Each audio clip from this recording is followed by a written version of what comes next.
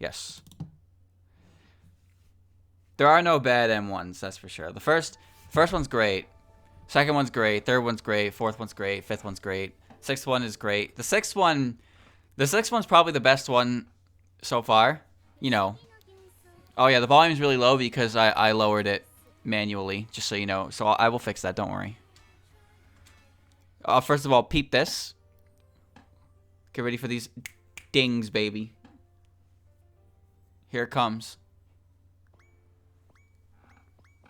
Whoa! Whoa! Alright. Up we go. Up we go. Okay. Ugh. Okay. Alright. Yeah, the sixth M1 is just it's all of the winners of the previous ones. So you know the skit quality is there, and they're all really good. But like, there's still tons of skits that didn't win in the earlier episodes that are still really good. It's a great series for sure. All right, well, I have a lot of things to do here, so let me explain, I guess, what was happening over in La La Land here. I did my job. Some of these missions kind of sucked massive wiener though, because the 6th floor was full of enemies I couldn't really beat up. You know, I don't really know what to say here other than stuff is happening, I guess. And now I'm just gonna talk to everyone, really. So let's do that. I still got plenty of room left to grow. Please rank me up at the gear station. My body's overflowing with power. Go rank me up at the gear station. Peace really is the best. More stuff to talk about with Reimu. You want me to go out and patrol with you? Come on, you ought to handle stuff like that by yourself. The admin system, huh? I wonder what caused the glitch anyway. You don't really need my help, right? Right? Please just leave me out of this. Care to have some tea with me? You should relax and kick back for once. Reimu, you have a lot of dialogue, don't you? I like being bored, you know. After all, that means the world's peaceful. Potato. I want to get stronger for you. If you could rank me up at the gear station, that'd be great. It looks like I've awoken to my hidden power. Please rank me up at the gear station as soon as you can. It seems I've gathered more faith than expected. We might as well put it to good use. Could you rank me up at the gear station? Ho ho. The notes just keep on coming. Now's your chance to rank me up at the gear station. Oh baby, the gear station. This peaceful vibe's pretty nice. I can play any song I want and nobody will complain about it. Heading back into the Lotus Labyrinth. I guess we left it unfinished last time, didn't we? Doing the rounds around Lotus Land. In that case, how would you like a keyboardist accompaniment? I already got these lines, didn't I? I want to get everyone together and throw a solo concerto. Even if we're going to different sounds, I'm sure we can understand each other. I think it'd be pretty exciting if you could change the bass's BGM whatever you wanted. You mean I can't? I'd like to get stronger. Would you be willing to rank me up at the gear station? Ho ho. Ha ha ha. Behold my overflowing power. If you want to rank me up at the gear station, it's now or never, okay? I'm nowhere near top form yet. I advise ranking me up soon. Yo, she didn't even mention the gear station. All this pent-up misfortune, the power is overflowing. I'd appreciate it if you ranked me up at the gear station. Our luck hasn't hit rock bottom yet. We shouldn't get too relaxed. Ordinarily, everyday life seems pretty precious. Always be prepared for the worst. That's the trick to getting through misfortune. I know how I am, but I hope you'll continue to stay with me. Sometimes I get jealous of Jun. I wish I could live life as freely as she does. You possess good luck in excess, but my bad luck. I can't help but feel our meeting was destined somehow. I'm still not going all out. That's the long short of it. I request you rank me up at the gear station. You want to see how my friendship's going? I'll show you. In order to master the blade, I need more power. Could you please rank me up at the gear station? That happened. Uh-oh. I saw that happen. I saw that happen in real time.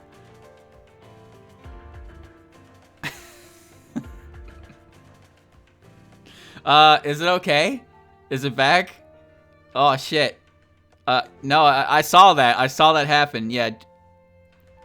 I saw that happen real time. It didn't do anything to the recording, but like, wow. It didn't drop a single frame. It just died on me for like a split second. I'll get so strong it'll surprise the heck out of you. Got it? Good. Go rank me up at the gear station. I bet the admin system went back normal because of how much I spooked it. That's who this peace-loving dummies a big surprise. So some time originals got added. I hope they're easy surprise kids while we're at it. I can't surprise anyone. I'm really losing confidence. Man, I'm really popular with human kids for some reason. Do people think I'm scary? You can join me on my special train if you're interested. We'll spook the heck out of everybody. The Hakone Shrine Maiden can do way more than this. Now get to ranking me up at the gear station already. There's no way I'll ever lose. Gosh, Genji can be such a warrior word sometimes. Yokai extermination is my job. I have to do it right. I don't actually need Genji to fly, but it's easier to ride on his back. I wonder if that's true. I'm sure I can get even stronger. How about ranking me up at the gear station? I'm gonna need your help to get stronger. Go rank me up at the gear station already. Turns out the admin system wasn't such a big deal either. Piece is so boring, but well, I guess it could be worse. Count me out of patrols or whatever. I'd much rather tackle the Lotus Labyrinth. Don't get any funny ideas unless you want a broken nose. What? What? The only person I listen to is myself. I ain't playing nice with nobody. Avano Jocko are a real pain in the butt. I wouldn't bother sticking around with one unless you've got nerves of steel. My nose. I might be a bird brain, but I didn't forget to work hard on getting stronger. Please rank me up at the gear station. What? I think I'm on the verge of a power breakthrough. Be a dear and rank me up at the gear station, would you? Yes. You're patrolling Lotus Land? Do be careful. I hear some new cyber originals have been added with the latest update. Yep. You haven't conquered Lotus Land yet, have you? Why not try it again? It's been some time since you first arrived. Have you grown accustomed to it here? What's your favorite dish? I could cook it for you sometime. Aren't drills positively thrilling? There's something just lovely about a drill that pierces everything. Money is power, and that means I can become stronger. Now go rank me up at the gear station. We earned a lot from this incident, didn't we? They say money makes the world go round, so let's give her a spin. You only chose a line in the Lotus Labyrinth. Congrats on solving the incident. If we want, and go celebrate with your money. You can never have too much money. If you don't want me to bleed you dry, you better keep bringing in as much money as you can. No need to hold back. You should buy all the things your heart desires. I thought we were friends. Like stacking rocks by the riverbank, my power is going higher and higher, so rank me up at the gear station, please. Oh, feels like I'm about to awaken to some new power. I hope you'll rank me up at the gear station. The base is looking right as rain. Hey, do you see how much work I put in? Yep, there's nothing better than peace. If you're going out on patrol, I'll go with you. Ta-da, I call this Operation Coattail Riding. With you around, I've got nothing to fear.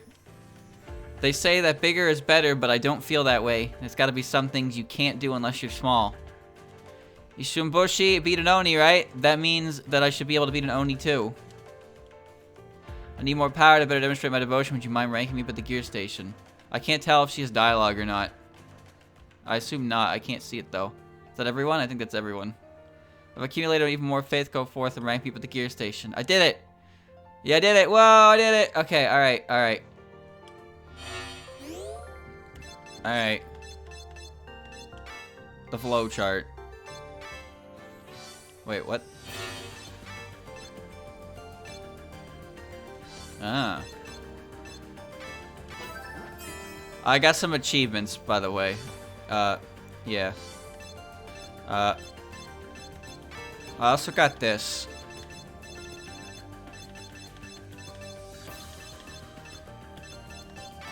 I also got this. That's it. Just Kozuzu tripping over herself. Kozuzu? Kozuzu. Kozuzu? Kozuzu. Wow. It's like night and day. Alright, what am I doing in here again? Of course. Alright. So I have the things. This requires dungeon points? Surely I have enough, right? Alright, well let's start with Tenshi.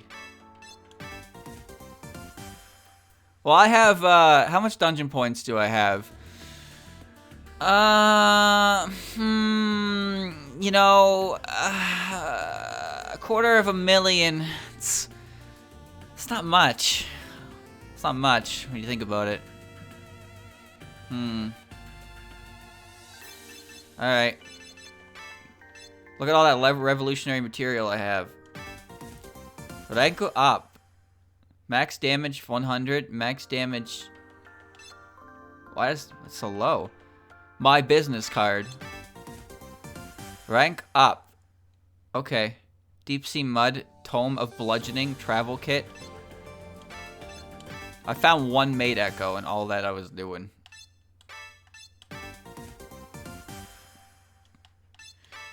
Yes.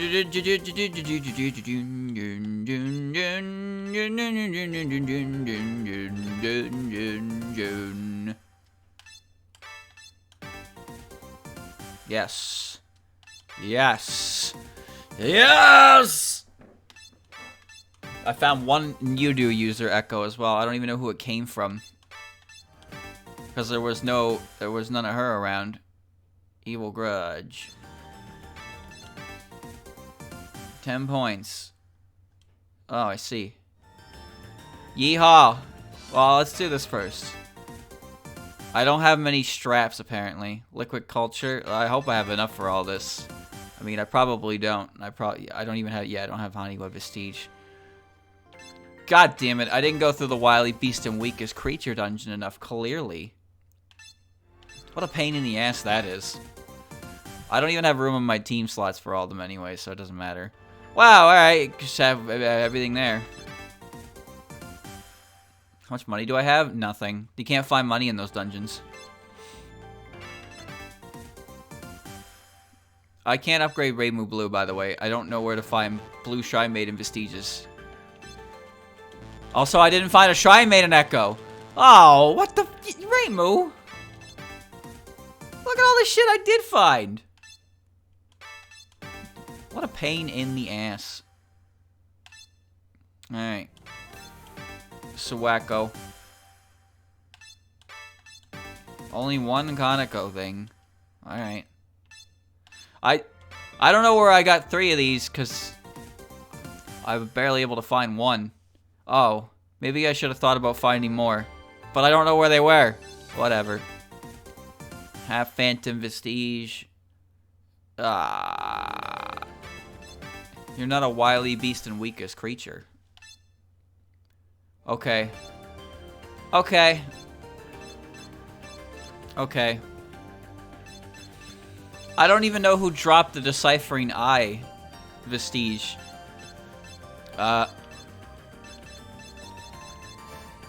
Also, I want you to take a look at this.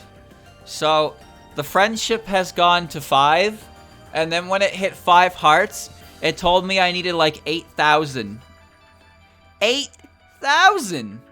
Friendship. And now the bar is turning yellow. I guess we're becoming best friends. Reverse lookup button. The fuck?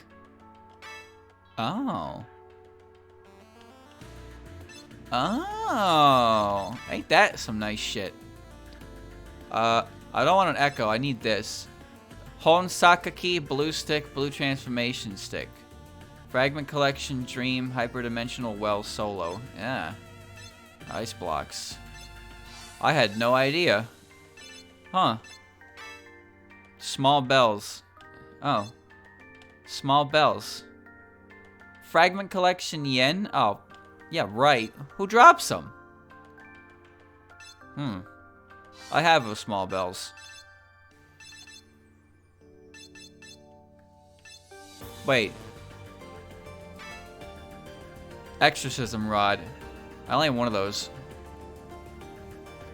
You can find that in the medicine and food farming and the talisman and spell card farming. For real? I had no idea. Okay. Well, there you go. Oh yeah, I have a lot of water because Pandemoniums have items in them and it's only water. Don't ask me why. Also, I don't know what happened, but someone made me drop one of my 9 gaps, and I failed to pick it up because I didn't realize I had dropped it. So I now have one less 9 gap, which is, you know, kinda kind of bad. Okay. I lost a very good gap.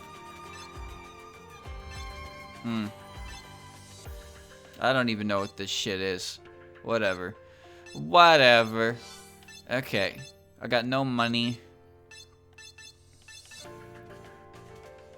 Alright. No. What am I doing right now? I'm going into a dungeon, right? What dungeon is it? 29 floors. It's a stupid boss. Clear without restarting the floor. Clear with no partners defeated. Alright. Alright. Yeah, sure. Alright. Let's see what I got. Talismans. I got item protection. Yep. And I got Yakko Goro. Okay. Green tea. 1, 2, 3. What? Just what? What? Let's do this one at a time, shall we? 1, 5. Happy medicine. Strength medicine. Invincible medicine. Double speed medicine. Yes. Activation. 40%. Take 3 of them. Okay. Spell cards. Take all of them. 3 of them. Okay. Okay. Okay. Okay.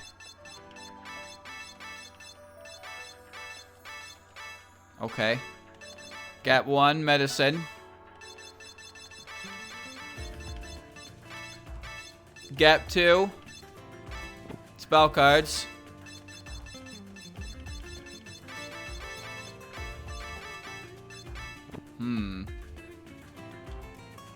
Expand gap. Please. Thanks, I could have just used a card instead, but I've decided I wanted to be lazy. Okay. Alright. Insert. There we go. I want insanity and confusion resistance. That's what I want. Confusion is fucking annoying, and insanity is if clown's in the way, then you can just eat dick, I guess. That's it, just dick.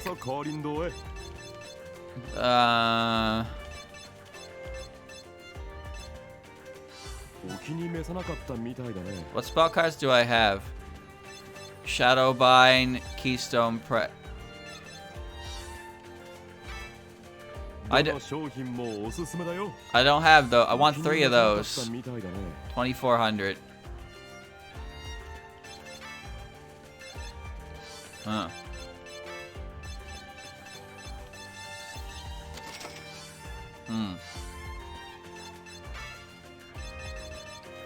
Preserve gap 4.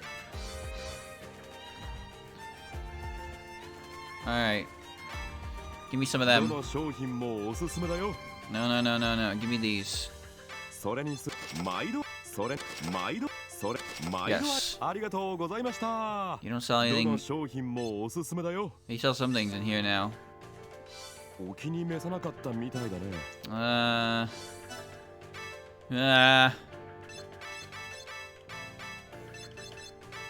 Pain. Okay. Okay. Give me a second to think about this for 1 second.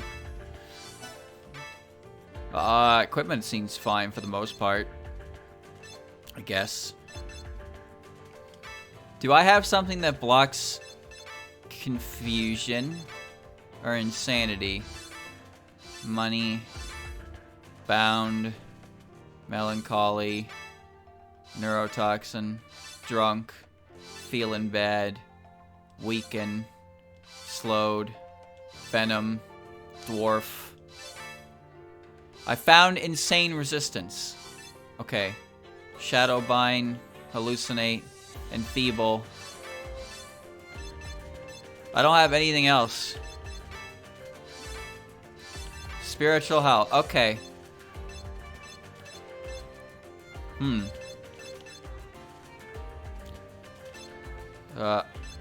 Let's get rid of this, I suppose.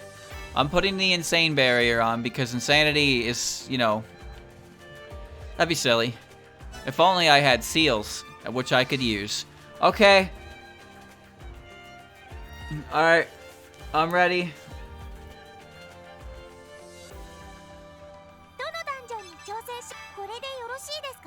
I'm ready. This is my team, by the way. So Yomu's not on it. Yomu's not on it, but the other characters are, I guess. Huh. I mean, sure, I guess. I don't know. Works for me. White stratum. Yes, the big tower. Everybody loves the big infinite tower. The Lotus Labyrinth, huh?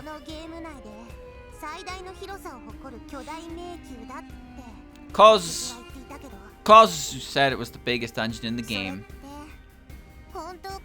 Is that true, though?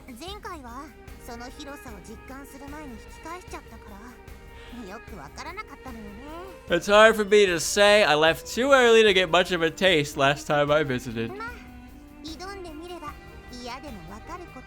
But I suppose there's an easy way to find out. Let's see what this Labyrinth's got. It's a big room. And there goes the music. And there goes the music. Love fulfillment. Alright, so in my recent ventures, I suppose you could call them, I'm pretty sure killing the team leader still does give you EXP from everything it kills. I don't know if there's a penalty to it or not, but, you know. I am pretty much just gonna focus on team leaders as a result of that. However, there's something I learned in those mini dungeons as well. I'm sorry, a pillar? What do you mean a pillar? No matter how much of a beating it takes, it'll never back down, never be full of yourself, never regret. You're too cool, pillar, my knight in shining armor.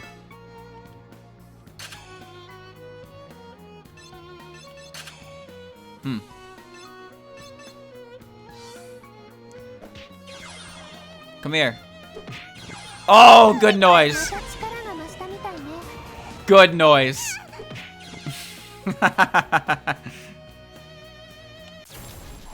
Excuse. This isn't that bad. Whack!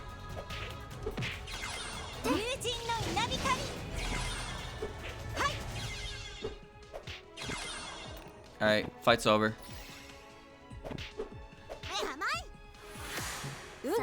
Something else as well. When using the revive stations, it only revives one team. So if a team leader's down, it'll only revive one team with them. But if it's just a bunch of scattered people, maybe it's just a maximum of 6 revives or something. I don't really know. I also have no idea what I just picked up. Green bamboo again. You know, now that I think about it, the green bamboo is not a bad thing to have early on because it gives me more EXP. And I can put my other weapons back on later. Character EXP up. I'll put it on, why not? That'll help early on. My max level has gone up, which is nice. Thwack, baby, thwack. Okay.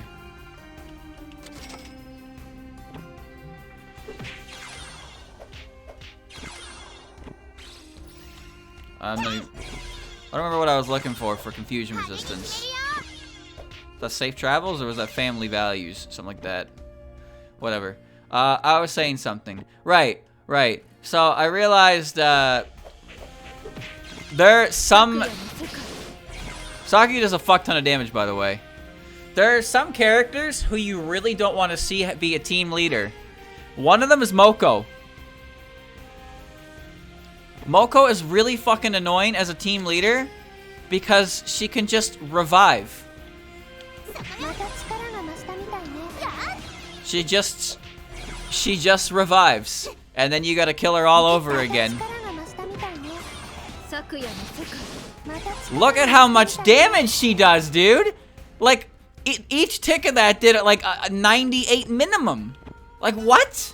Excuse me? Why is that doing so much damage? Fake pancake? Eat it. That's fine. There's just no reason for her to be doing that much damage. Because Uzu's spell is weird. It works in like a weird arc.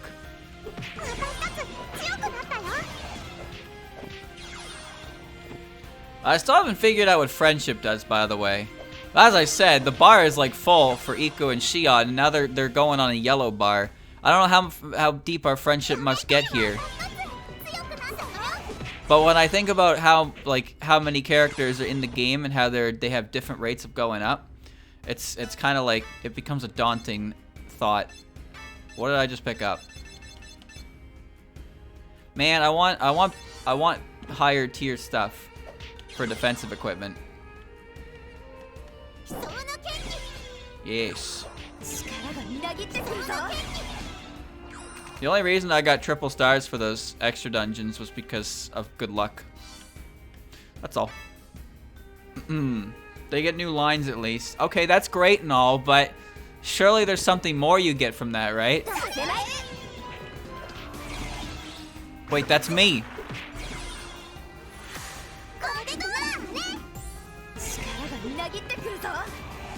I don't even really know what this does. Haven't quite figured that out yet. Kochiya Shield. Okay.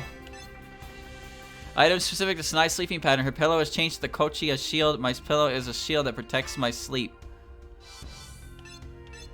Sakumo Gummy Barrier. Raw defense stats. Sure.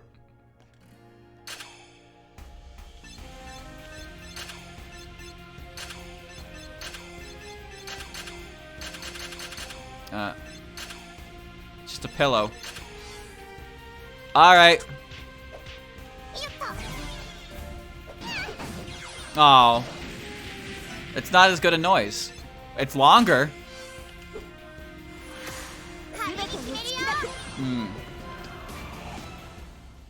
Oh. More gear. See? You see? You see what I mean? That's so annoying! That shit happens all the time when you need it not to. It was annoying before, but now it's like turbo annoying because you want to hyper focus her. It does that. Stop! Stop being the leader. Ain't that some shit?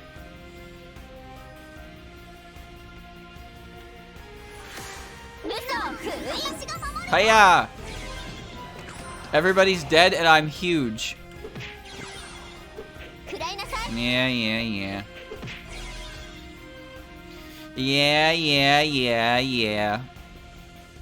There's so many people in here. Fake pancake. Super. Oh yeah, right. Minariko's hat that I currently have reduces the amount of the amount my belly goes down by. So that's why my hunger is looking really good.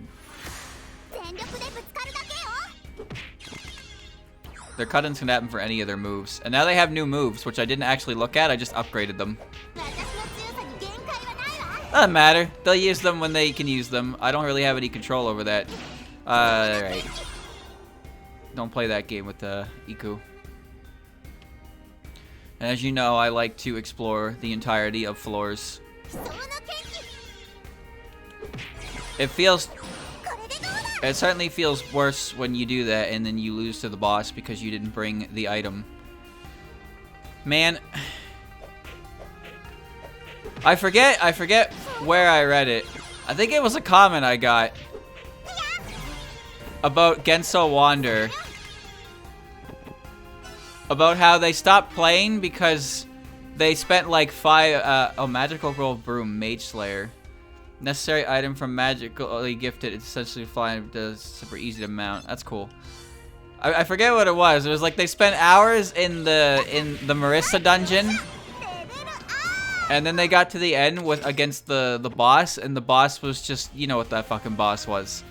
And then they just didn't want to play anymore. And you know what? That fucking spoke to me. Because I had the same experience. I played that dungeon for like 2.5 hours. Got to the boss fight. And I was in a situation where it was just impossible to beat the boss. I had to leave and do it all over again. And I was so mad. So upset about that. Green Stratum. Now we're inside. Oh. Magical Girl Broom. I don't know what she says in that voice line, but it's my favorite one when she hits people with it. Transform Gat. Well-worn notepad. I think that's new. Ammon. No, I want to look at it. Ammon? What? Huh? Am I... There we go. Resistance to the amnesia effect. Ow. That happens, I guess, but not often. I forgot what button it did, even though I was pressing it a bunch.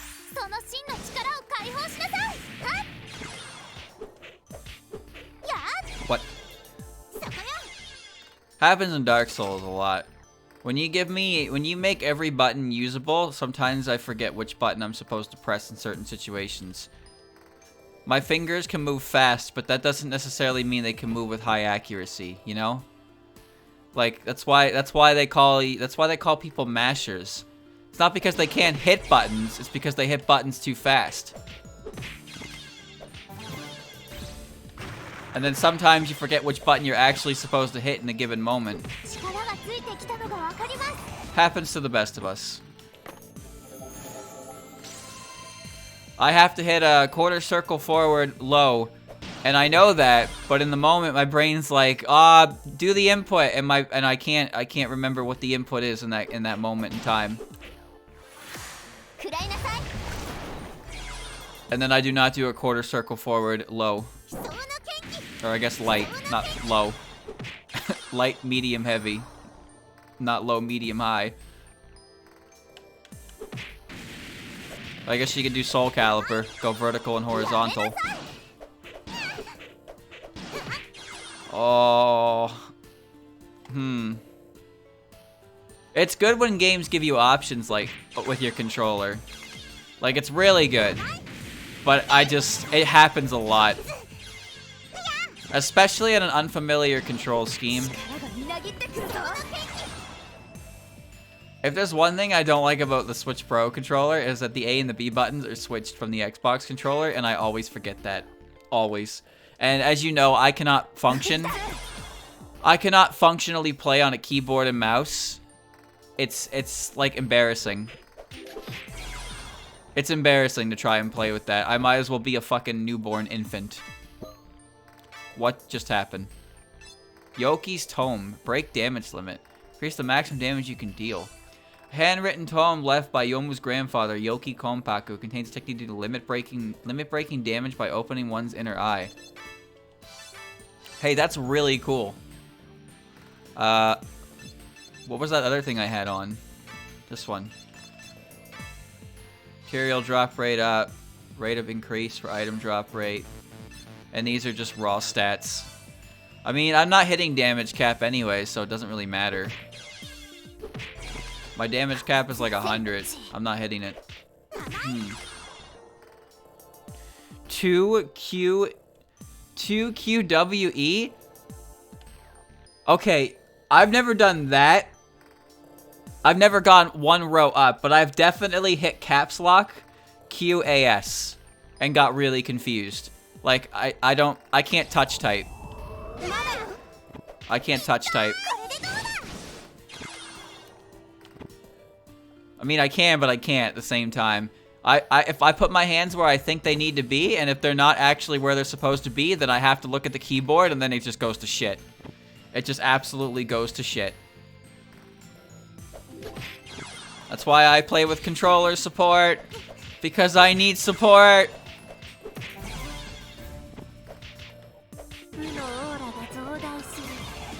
That's what happens when you grow up with consoles.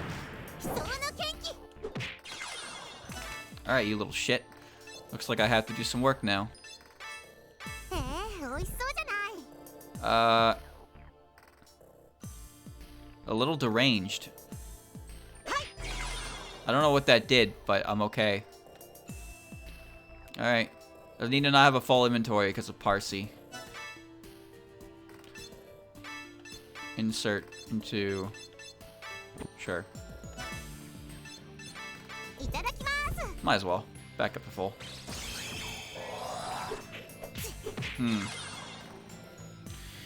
Oh, chimpanzee that!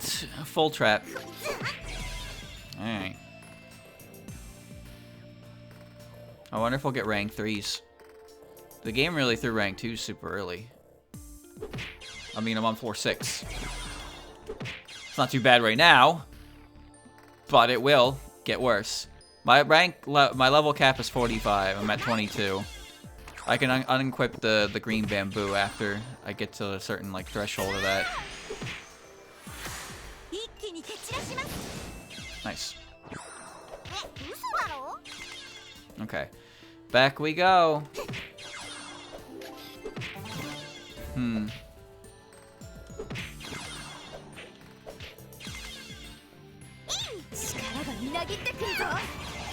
Mouse aiming will always be superior for first-person games. Because mouse sensitivity is pretty much, you know... It's pretty much how fast you can move your mouse, how it applies. Where with stick sensitivity, I can hit my stick instantly. But it's still gonna, you know, it's not gonna be the same. Mouse offers more freedom of aiming and movement for sure. But it's okay because it's not like it matters that much to me.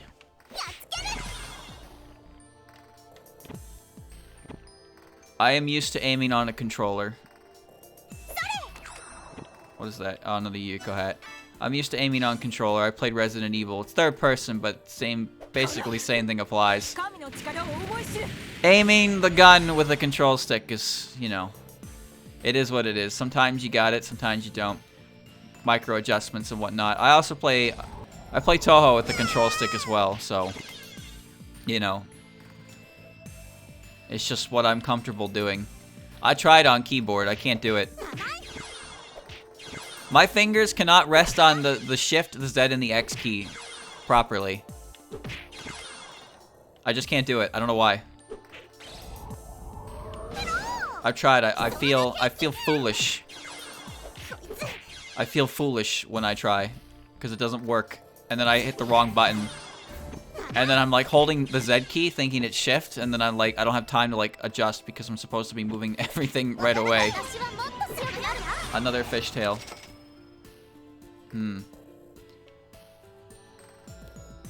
Making finer movements on a control stick is difficult in those types of games. Because, you know, it's 8-directional as opposed to 4-directional. But I mean, Touhou is a multi-directional game anyway. But what I mean by that is if you want to go diagonal with a keyboard, you tap 2 directions, right?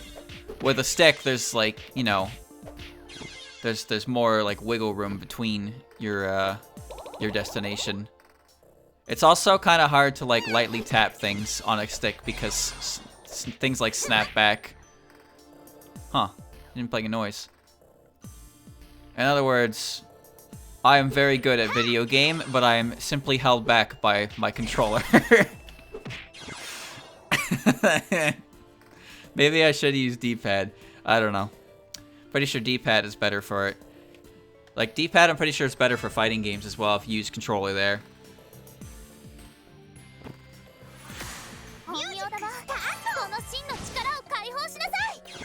But I'm not really good at fighting games anyway. We've had this conversation before. Actually, speaking of this conversation, chat, what the hell is an option select? Now, I'm asking this... A Molotov cocktail? I got a Molly, nice. I'm asking this because every single time anyone ever says the term option select, it is 99% of the time followed up by a comment saying that is not what an option select is. What the fuck is an option select then? What is it? Tell me. Educate me.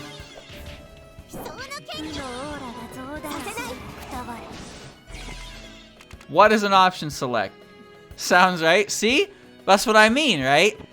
I have no idea what an option select is anymore. I thought I did. But then anytime anyone says that was an option select, it's followed up by that was not an option select. What the fuck is an option select? From what I understood, an option select is something that you choose that covers, like, multiple options. Not like a frame trap where, you know, you press a button and you bait them to pick a move, but your move will always, you know? Like, I thought an option select was an option that you pick that covers multiple options. An option select is a tactic in which a player takes advantage of certain input priority systems to cover multiple different scenarios at once for the same input. So I was right. So that's an option select. Yes. It's when you pick an option that covers multiple options. But the option you pick is not going to change no matter which one it is.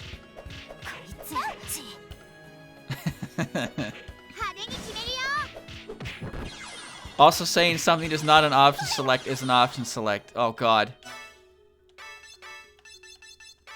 It just keeps going, doesn't it? But like, how does the term apply to Smash, right? What makes an option select an option select? Wouldn't a down smash at the ledge be considered an option select then? Since it covers neutral get up, it covers roll. And it technically covers jump if you catch it early enough. It can also cover get up attack if you space it properly. Wouldn't that by definition be what an option select is in that sense? Because it's an option you're choosing. And no matter which option they choose, your option does beat it, but doesn't necessarily beat it outright, but it covers it. No, that's Oki? Well, Oki is wake-up game, right? I guess in Smash terms, getting off the ledge would be considered your wake-up, right? Getting up from invincibility. I suppose. Things don't always apply one-to-one when you try to talk about it from, like, terms of Smash. That's for sure. Lily White's hat? Yo. Notorious backpack. It's coming of spring. Prevents items from being frozen, gives a chance to melt in nearby churn on Letties. Hat of spring welcoming fairy. It's very warm and toasty and it's full of spring. Spring is here, everyone. Notorious backpack. Bag that Notori uses to carry her stuff. With its 4D space, you can store an infinite amount of things. The only flaw is that you may lose your things. Lily White's hat. Okay.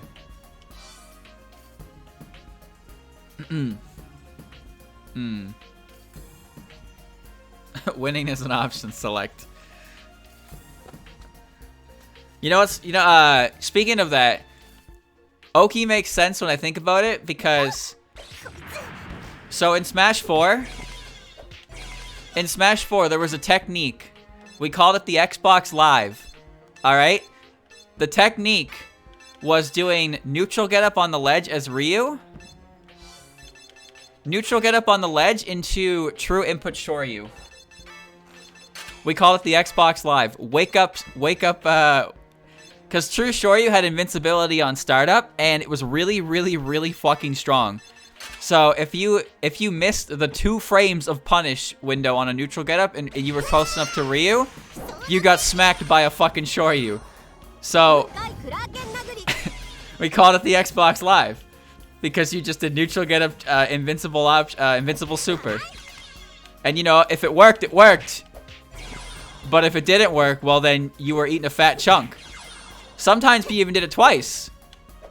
Because the first Shoryu would put you on the platform, and then there's like 10 frames of cooldown on it when you land, because fuck you, I guess. And then he does it again! The Oki Zamboni is a term used in fighting games to generally describe your wake-up game. Yeah, I know that. It's when most players professionally set alarms to randomly wake up at odd hours of the night to play a match before going back to sleep. The idea is to make yourself better while mentally exhausted, since tournaments can last as long as 48 hours without time for rest. What tournament runs 48 hours without time for rest? What in the fuck?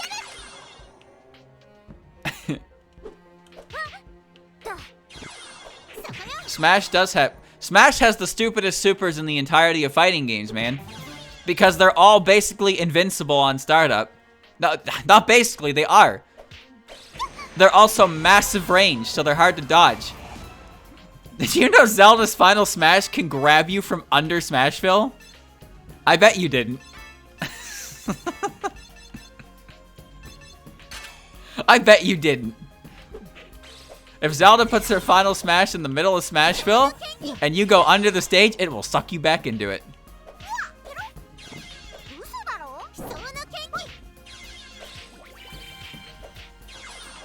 I hate how the team leaders run away from you.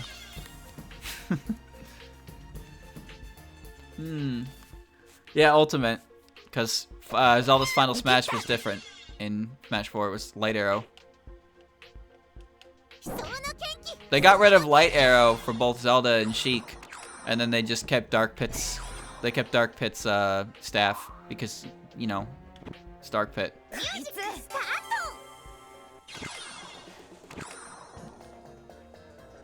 What is this music? What the hell?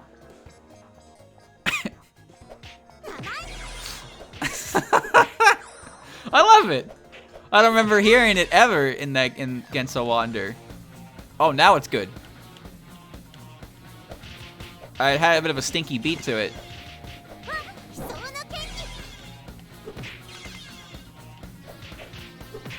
Oh yeah.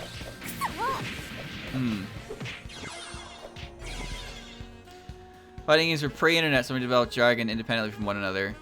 Well, that's just communities in general, right? Communities for things in general invent terms for things to simplify measures. I mean, in the official patch notes for Smash Ultimate, the terminology used by Nintendo differs from the terminology that everyone who has played Smash since like fucking 2000s uses. It's really weird how their terminology differed the way it did. It's okay. Around here, we don't call them reads. We call them guessies. That's all. That was a fun era. His guessies are on point. Oh god. Into the gap we go. Back to the lab again. Uh-oh. Back to the lab again. We messed up. So if there's one thing in this game that's going to get on my nerves by the end of it, because it already has gotten on my nerves, I really fucking hate when my party members walk away from somebody who is actively beating their ass. Like, fight back. For God's sakes, fight back. Seven Sun Sword? Yo! A sword that hangs at the hip of Miko Toyosato Mime. It can ward off eliminate evil, which is mainly used for rituals.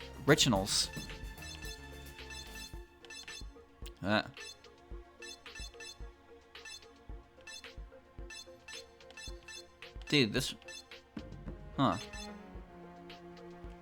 What am I at? 27. I'll take the rod off. Give me that. Oh, baby. Purified Divine Spirit Tail. Human Slayer plus 30. This doesn't have Human Slayer. Tail of Junko escapes the spirit of the grudge against Lunarians, a more powerful grudge that can kill normal humans who dare approach. Additional damage plus 15? Damn! Okay. This level is 8. Moving floors grant regen for... Oh! Come here, get smacked. Alright. Keystone. Celestial Berry. Reduce damage for celestial species ineffective against certain attacks. I got a rock. Tea Lover. That's actually good. That's actually really good. I'm keeping that on. And this is just raw defense. I mean, I don't really need the pillow. I'm putting the rock on. Yeah. Yeah. Look at all this stuff. Pancakey. Consume. Wow. Mmm.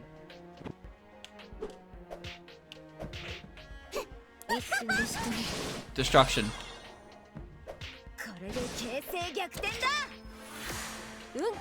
Squish. I wonder what sound does this make? What sound does this make? Chop. As great as it is, I like that noise. Pop. Tea Lover is great because so many people benefit from my tea. So 60% healing increase means that all of my teas heal 160, which is kind of insane. Antenna ribbon. Oh, that was only level 1. Huh.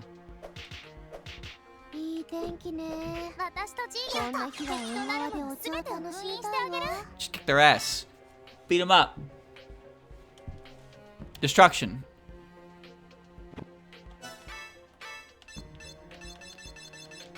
The fun part about Smash Brothers is that the fighting game characters come with this benefit where if you input the moves the way you're supposed to do them in the actual games, they're better. But Smash is for babies, I guess. So when you input an actual move with a fighting game character, they decided to make it 10,000 times more powerful than the alternative version.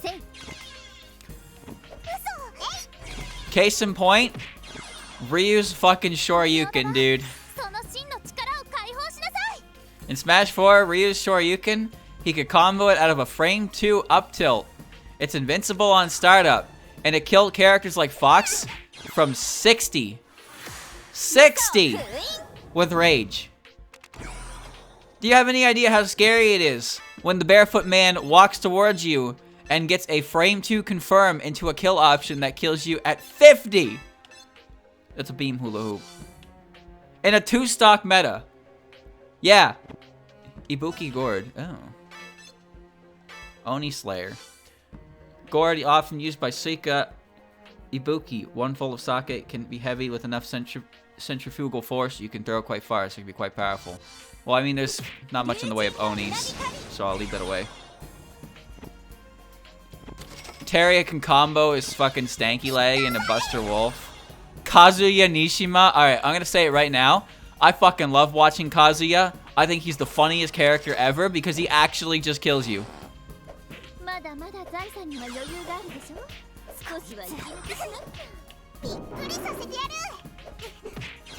Kazuya is the best grappler in the history of Smash Brothers.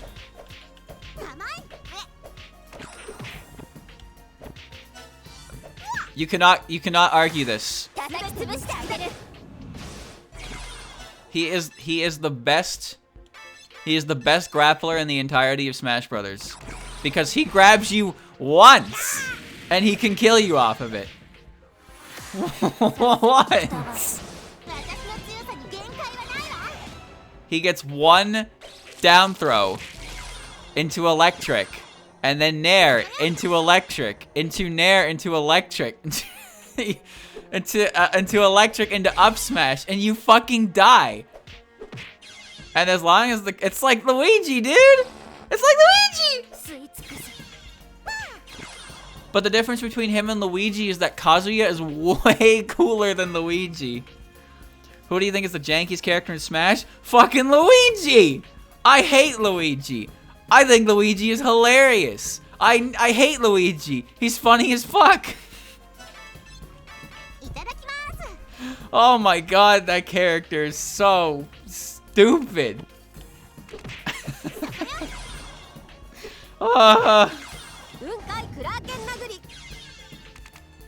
Luigi is a combination of like everything that you could despise about that game, but then also he's still Luigi, so he still is like goofy as shit. He has unbelievably poor traction, so he gets pushed on his shield a lot. He has a random element of RNG attributed to his side B. White Wolf Tengu, okay.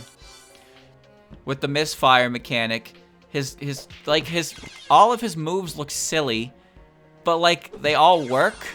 And his up B is really goofy, but also really strong. And then his down throw, which by the way, used to be worse if you can believe it. I know how that sounds. Oh my god. Luigi's down throw in Smash 4. You thought it was bad? You thought it was bad in Ultimate? It is pretty bad in Ultimate. But in Smash 4 it was worse because he wasn't hindered by a fucking pivot grab. He had a standing grab. He ran up and grabbed you and did the same thing.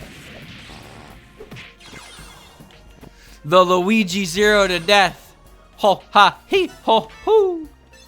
Did I just get silky smooth hair? Vanquish heal. When you defeat an opponent with normal attack, your HP will be restored. Feel with 1%. Soft, smooth, and smells oh so good. Everyday upkeep results in its ultimate silkiness. If you can touch it, you'll believe miracles again. Yeah, I don't really want to touch a fat chunk of Snai's hair. I think I'm okay with never ever experiencing how that feels, separate from her actual scalp. I'm okay with that. Thank you, thank you, thank you, thank you. I'm good. Sleeping Moon Rabbit doll. Oh. Insane barrier. Increases damage taken by enemies with the same effect. Variation of the Moon Rabbit doll. Only 5,000 of them were made and sold. It comes with a face hugger figurine so you can recreate its death. What? What? I mean, I don't need Insane Barrier. I have Insane Resistance. And I don't think anything is going to cast Insane on other things. So I'm good.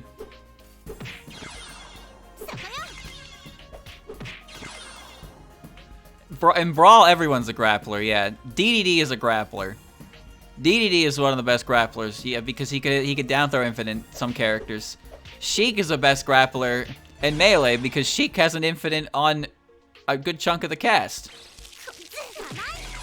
I think it's funny that like the only meta relevant character that Sheik can infinite with her down throw is herself.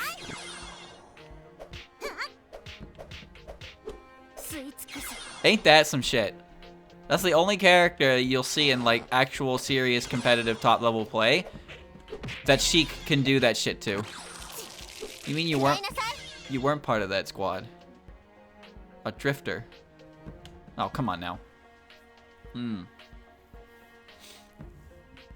Well, everybody has TODs in 64 though. Even the worst character in Smash 64 can still TOD you. That game is insanely lawless. You can't tech, by the way. That game has no teching. I should probably specify wall techs. So if you get hit against the stage, it's a guaranteed wall bounce. You cannot tech. You cannot tech. Pikachu's recovery is so good because it's invincible on startup. Nobody can snap ledge. Kirby's up tilt is hilarious. Holy shit, dude. That fucking up tilt. It hits a whole Kirby behind him. That game is so TOD heavy that they play with 5 stocks. 5! Can you believe that shit? 5 stocks! Amber Stratum. Also, every single game is played on Dreamland. That's the only legal stage. Like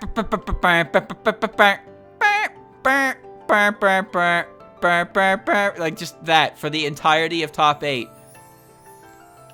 They don't seem to have 64 tournaments anymore though. Genesis used to have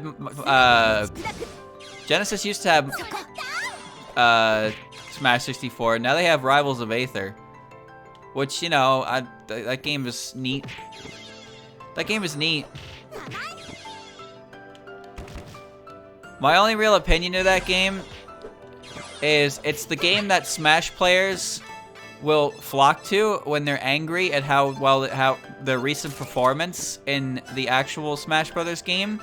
Then they go on to talk about how Rivals is a much better game and how everybody should play Rivals and Rivals is so much better and everyone still playing Smash Bros is a fool because Rivals is a better game. And then they're at the next weekly anyway. That's all.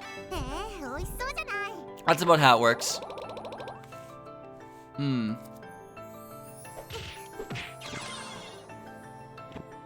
know, I wonder. I still don't have the thing for you. Or you. I'm not even level 30 yet. I like this theme. Higher medicine. Giant fishtail. This is Miko's theme, isn't it? Shouldn't have eaten that. Pretty sure this is Miko's theme.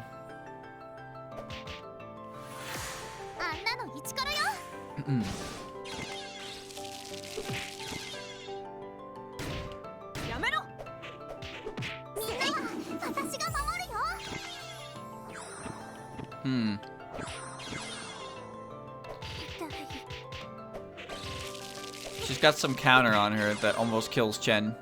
It's pretty great. Chen's multi-hit shit. Yeah, I'll go down there. Why not? They're working on Rivals 2, which is looks like it's gonna be Rivals 1, but instead of sprite art, it's going to be 3D models. So, you know, I don't have much else to say other than that, to be honest with you.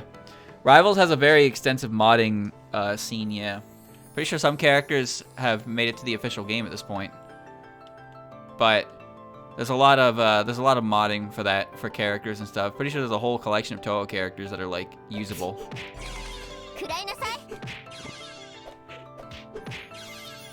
But I don't know.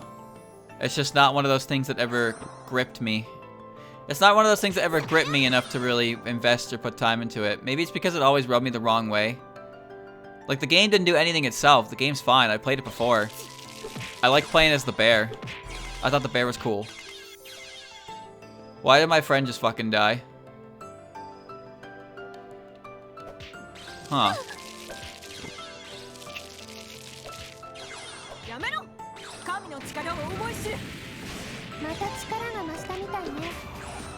You know, it would be more fun playing this game with more characters if it didn't feel like you needed to babysit every single fucking one of your AI partners to make sure shit like this doesn't happen. I can't watch a crowd of 18.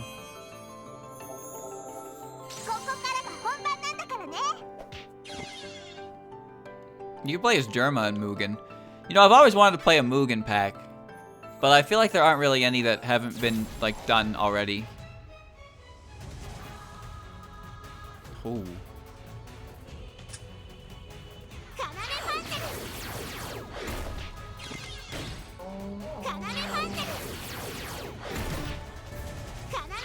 Pew pew pew pew pew pew pew pew.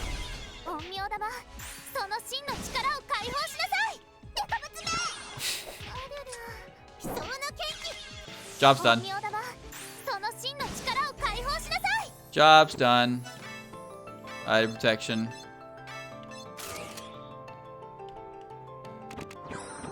Okay. XL pancake.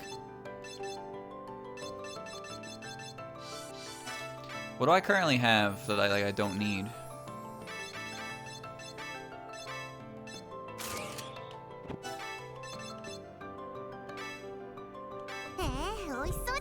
Might as well. Red tea. Oh.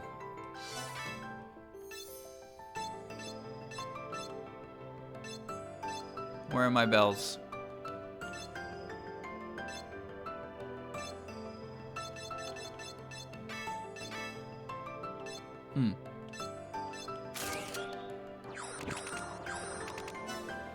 Is that enough?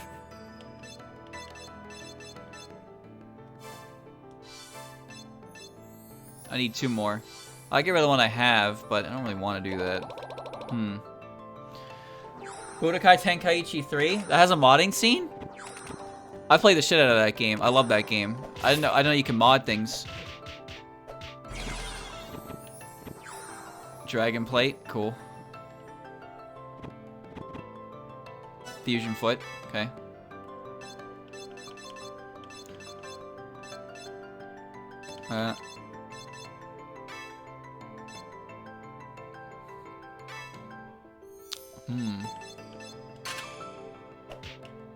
Decorative umbrella rod. Where did all these come from? Kyoko now reflects damage. Oh, so that's what you do. No, never mind. You no longer throw shit at me. Alright.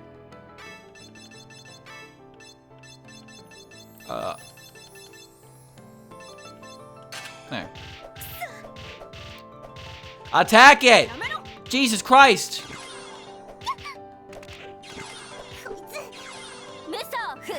Rainbow, why? She was looking for things. She was dousing. She was dousing. Like I'm gonna use these. Soul. Okay.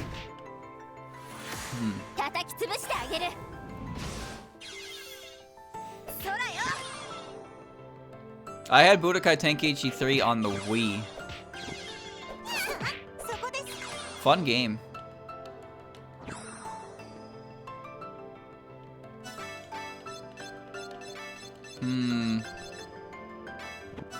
Regular green tea. Refined green tea is going to be very, very, very handy. Max XP increased by 1. Every little bit helps. Good. Good. Yeah, this is really nice music. I rather enjoy this a lot. I played a ton of the second one. The second one was poorly balanced. I mean, it's Tenkaichi. What do you expect? But the thing about the second game was that supers did more, and rush supers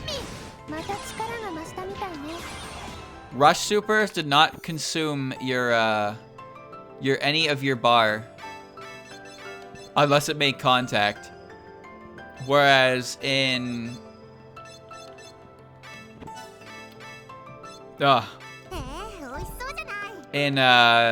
Tenkaichi 3, when you use a rush, like a rush special, it uses half your bar on use and then the other half on contact. So you are using meter, and you couldn't just spam it. Good luck hitting half of this shit though. I mean, rush supers are easier to hit than fucking energy beams. Energy beams suck. They're so easy to move out of the way of. Oh, this is a good card.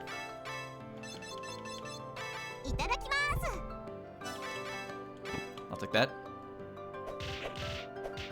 Yes. What was that stupid smug grin she had on her face there? I mean, we're talking about a game where you can pick Hercule, and you can pick Super Saiyan 4 Gogeta. Like, there's obviously going to be a bit of an imbalance between those two characters. Hercule is so weak, he can't even make most characters flinch when punching them. Oh.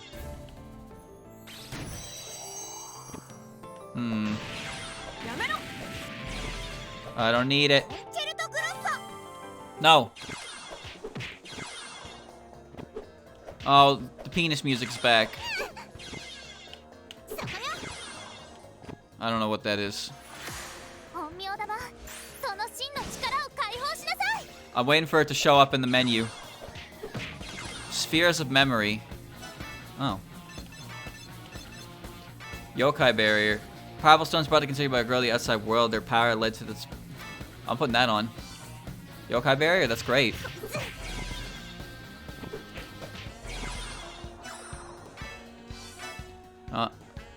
So far so good. Alright, I'm out of here. Saraba. Story mode, you can actually change history and have stuff like you're cool beating Kid Buu. Yeah, if you were able to actually like win, you could win those matches even though it doesn't want you to. And it would still like count as completed, but you wouldn't get like the true ending, so to speak, of how the events unfolded. Cause a lot of like, for example, like, you know, in the Saiyan Saga, when all the different characters fight Nappa, and they all kind of just get their ass kicked until eventually Goku shows up. Found a 7-Sun sword. Isn't that what I have? Yeah, I have 2 of them. But if you, through sheer grit and determination, you can actually beat Nappa with any of the characters the game doesn't want you to beat him with. Like, basically what it is Nappa has like 5 health bars. He takes like chip damage from everything until you finally get to Goku, and then you basically just beat up a training dummy. But you can win with Tien. You can win with Tien, you can win with Shotsu, you can win with anyone, and then Nappa goes down, and like that's it, you win. It counts as your win, even though that's not actually how the events played out. But it counts as your win.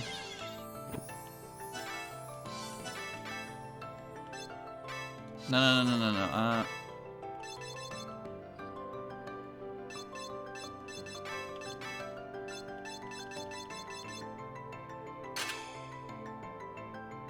I wanted the opposite of that, actually. Whoops.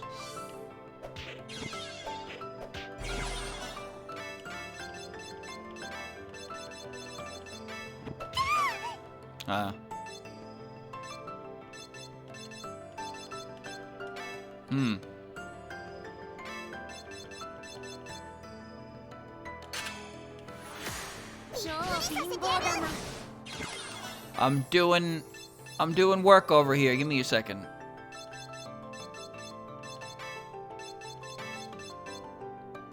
Explode. Whatever.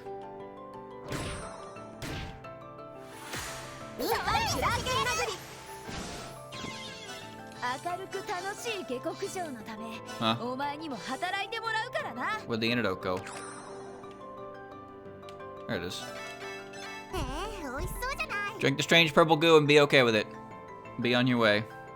Dodoria with Krillin in the game loads a story about Zarbon stealing the Dragon Balls to be the most beautiful. Those are the what ifs, right? Pretty sure there was a what if story where Devilman goes and beats King Cold, stops King Cold's invasion.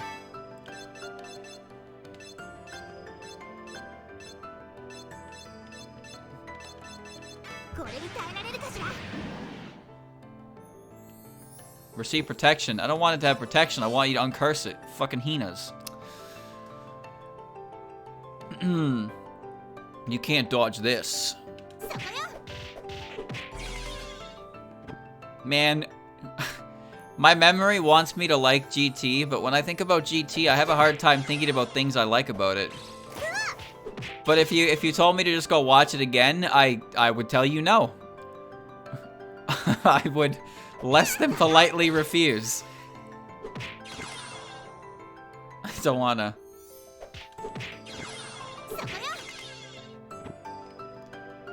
Zarbon and Dodoria. They don't quite match up to the star staying power that was Kui or Apu. Speaking of that, I told you this story before. So chat, in Tenkaichi 2, I believe it is, there's a mode you can do.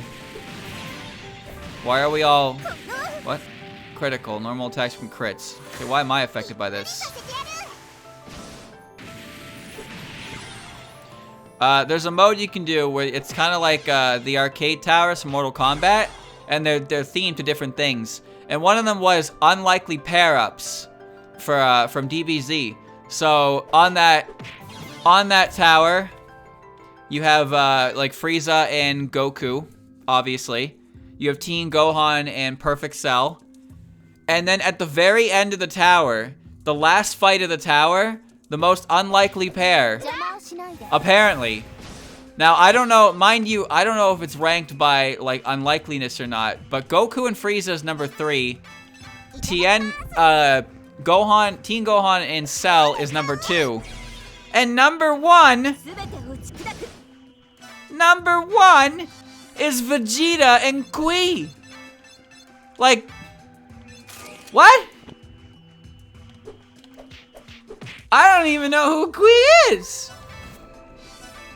He showed up, he shit-talked Vegeta, and then Vegeta killed him. That's it.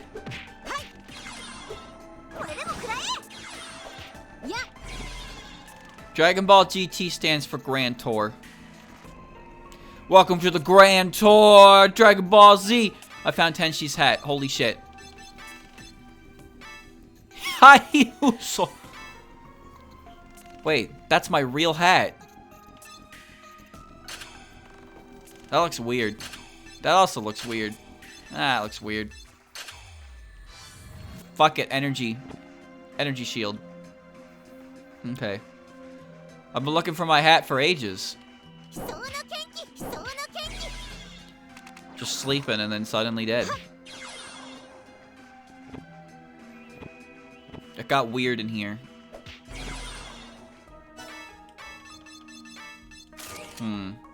Kui and Vegeta is a real personal beef that goes back years. Goku, Frieza, and Cell Gohan just beef that happened over one random day. Bro, who the fuck is Kui?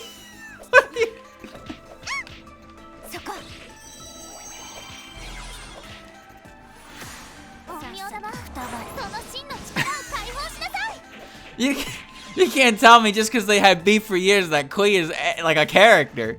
There's just no way. There's just no way. Next, you're gonna tell me Frieza Soldier. Frieza Soldier is a mainstay on the Frieza Force. Pool is a better character than we've ever had. Yeah, a random fucking guy who hates Vegeta's guts.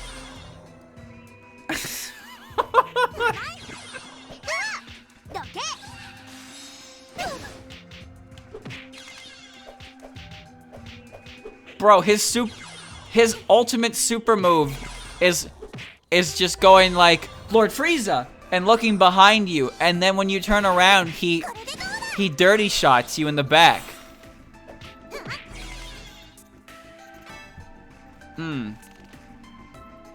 Yeah, he got killed by Vegeta. Vegeta returned from Earth, and then he talked to Kui.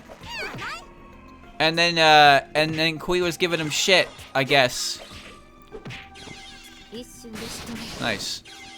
And then they were like Vegeta was going to Namek to go get Dragon Balls, right? And then like Frieza was spying on him through his scouter, and then he learned the Dragon Balls, and then Vegeta ran ahead and betrayed Frieza, and then Kui followed, and he was like, haha, Vegeta, I followed you. I knew you couldn't be trusted. I'm gonna kill you now. And then Vegeta was like, did you forget that the writer gave me bullshit powers to always come back stronger when I am defeated? Feet. Spirit barrier. Yokai barrier, small appetite, raw defense. But feet. I'm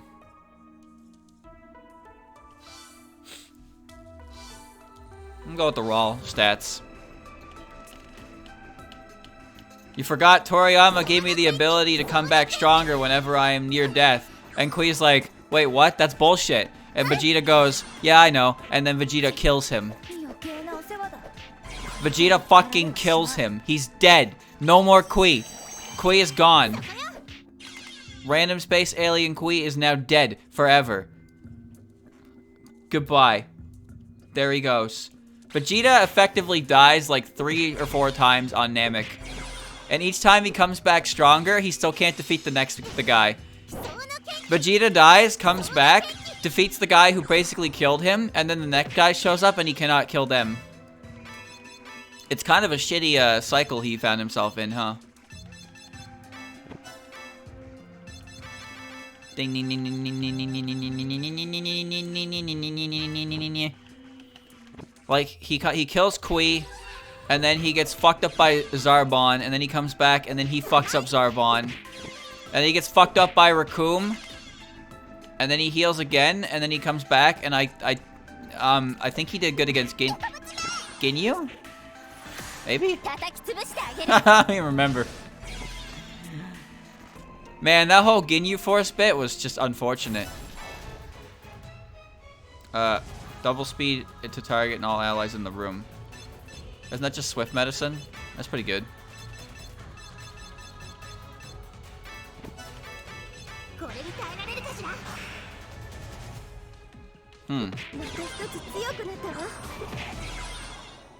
Like, everybody was getting their shit kicked in by the Ginyu Force.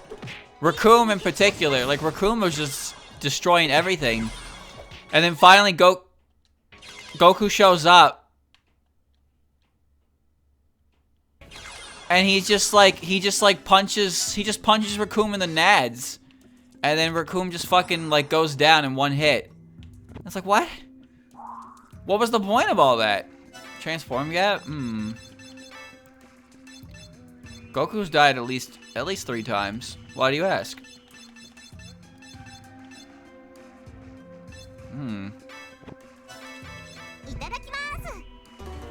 Oh no.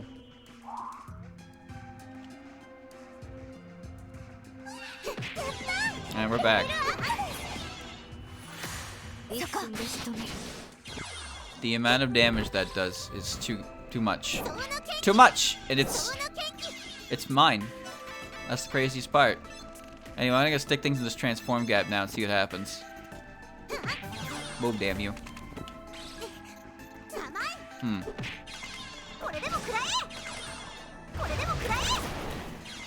Not very effective, but it killed, so it's okay. I love sticking things in the transform gap, see what happens. Neat.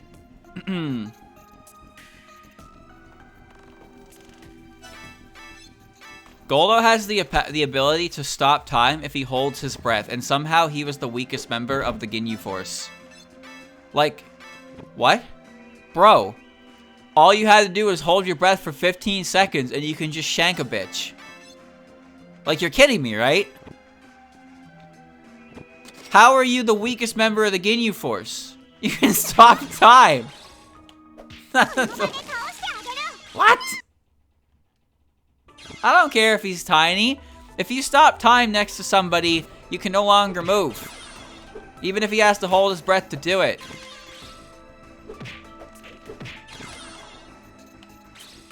Oh.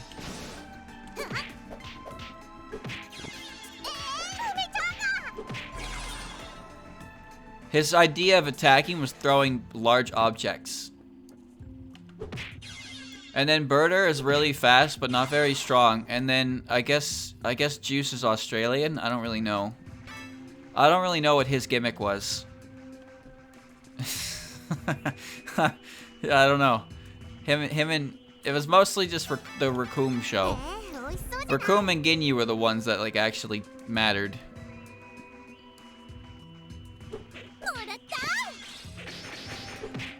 To be honest, a lot of Frieza's henchmen didn't really matter. I guess I need a character for Budokai 1 though.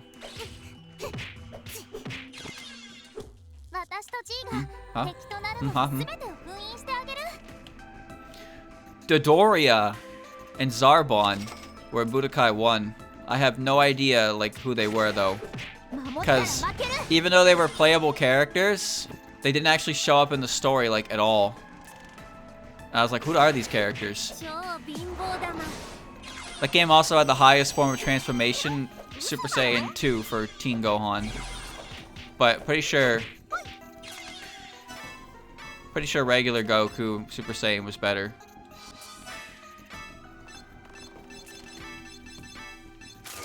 Nice. Higher medicine. That's good. Pretty sure strength caps at 15. Should anyway.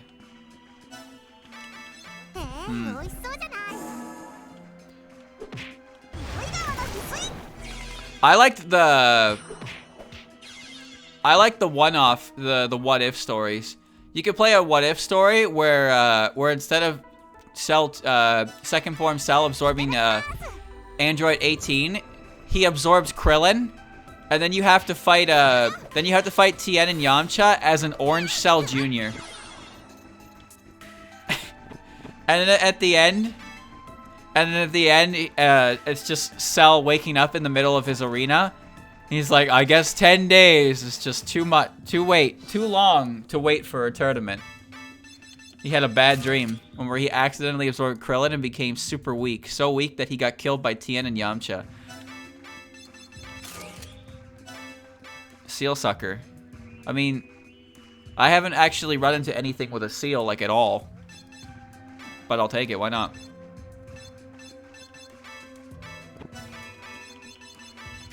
Well, Super Saiyan 2 Gohan Strong Tank HG3 was overshadowed by Aurelie.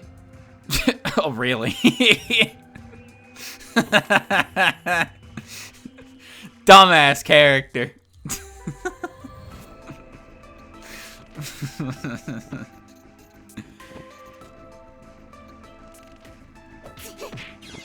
Super Saiyan 2 Teen Gohan is, you know, obviously got power crept.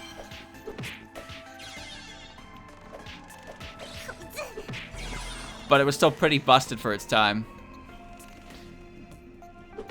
He did have a low-cost Super Kamehameha, but the thing was, actually hitting the Super Kamehameha was a different story entirely. All you had to do was press the dodge button at the right time, and you could just get out of the way. And there was nothing that ever impaired that.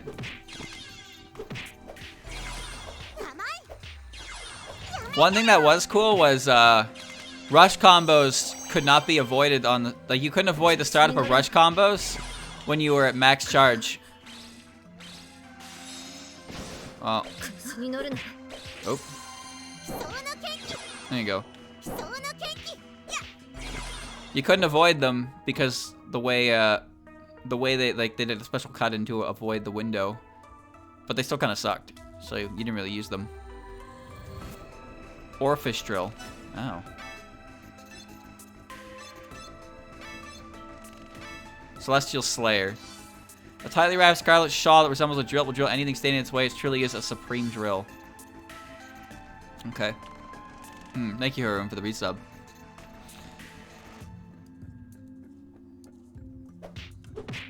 Let that child alone.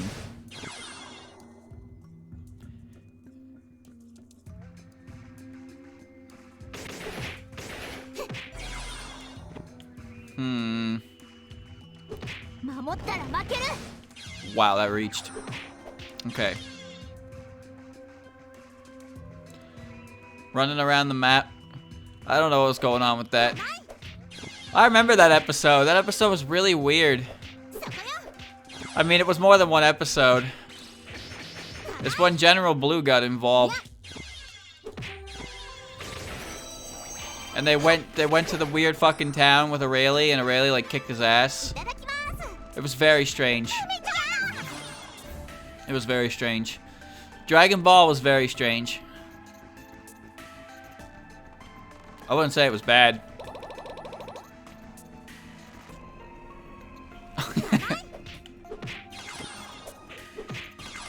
It's alright. Gohan was like 12 years old, had his neck broken by a space monster, and he chewed on a bean and he was okay. Lapis Lazuli Stratum. Evil spirits begone. I'm not eating this. Sensu beans are some bullshit. You just chew on a bean and you become super strong. Not super strong, you return to your original strength. No, stop, don't do it. Just let it go. Oh, the old Pandemonium theme. Heavy roller. Vitality up. Mystery object that gives off an incredible energy carrying this gives you a rush energy that lets you easily blaze through any trial or hardship. Fairy Cup. Adhesion. Grants a chance to prevent equipment from being forcibly removed. A fairy gift given only to the pure and good of heart. Drinking from this cup imparts fortune while equipment makes you holder less likely to miss. That is not what it does at all. You didn't bother changing that, did you? You didn't change the description for that, even though it doesn't do that anymore, huh? Alright, that's fine. Smash Mallet. Okay. I like how it was always like, sensu beans don't grow on trees. You can't just have a million of them to, hey, Korin, we need some sensu beans. It's like, anyway, here's a whole fucking pot of sensu beans.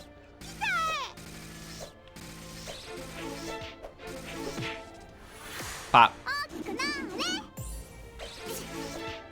I mean, that's great and all, but could you maybe next time hit the one thing that's, like, making us have to fight in the first place?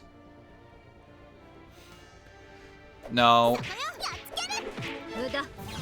Sensor beans are in place so people can get back up to fighting strength right away in like a tournament environment to make it kind of like sense, I guess.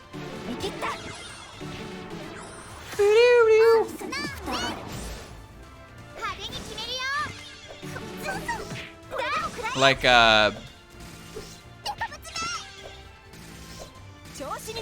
when you fight in a tournament setting, and you know you have a big fight. You get a big fight and you got to heal off for the next match. You just send Sabine up and you're good, right? Speaking of that, I was reminded. Did you know there was an episode in Dragon Ball where Krillin fights this absolutely horrifically disgusting creature?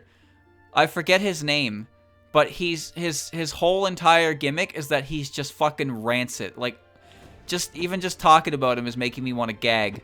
But he's fucking nasty. He's really disgusting. I forget his name. He was the big stinky man.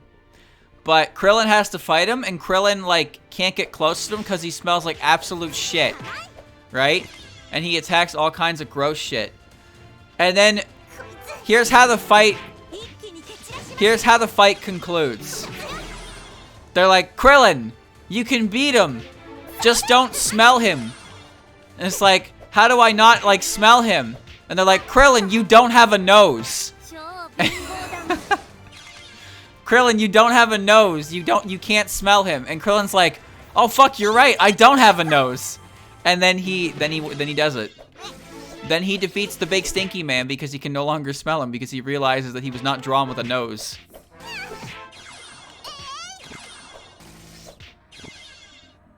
Horrific creature. Absolutely horrific creature.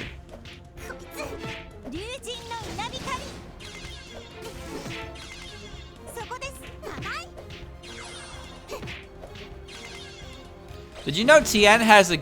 Whoa. Oh, the opening. Sorry, I'm sick of this theme. Heard it too many times restarting the game.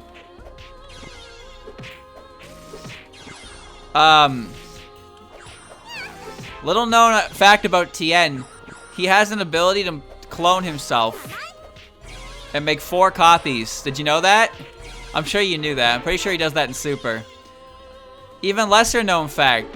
Did you know Tien has the ability to grow 2 extra arms? Tien can go Machamp style. He can also go 4 of a kind. Tien's really cool, but he just doesn't get to, like, you know, he isn't really explored after a certain point. He's like Yamcha. Yamcha, they start out promising, and then it's just like, who are you? The comedic relief character. Oh well. Goodbye, Yamcha. You never stood a chance anyway. At least Krillin, you know, Krillin went on to be a family man. He had a happy ending, a good reason to retire. Increase the amount of EXP points earned. Nice. Where are you running? Why? Oh, man. No. Give me my music back, please. Give me the one I want to listen to. Tien's the Cyclops. Tien Shinhan. The guy who hangs out with the little mime kid. Goodbye, Tien! Chaozu! He blew up again. This is like the 3rd time he's died. Never gets any easier, huh? No, you can't wish him back. He's already died before. What if I wish him back with a different set of Dragon Balls? You son of a bitch, I'm in.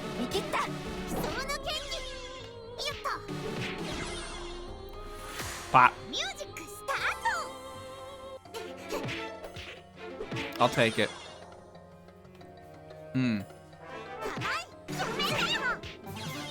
Man, poor Piccolo. Piccolo was a great character, but he really had a downfall with the Buu Saga. I feel bad for him. Like, I think Piccolo's a cool character. But the problem is that the entirety of the Buu Saga was just him being an extreme pessimist. Like the Supreme Kai.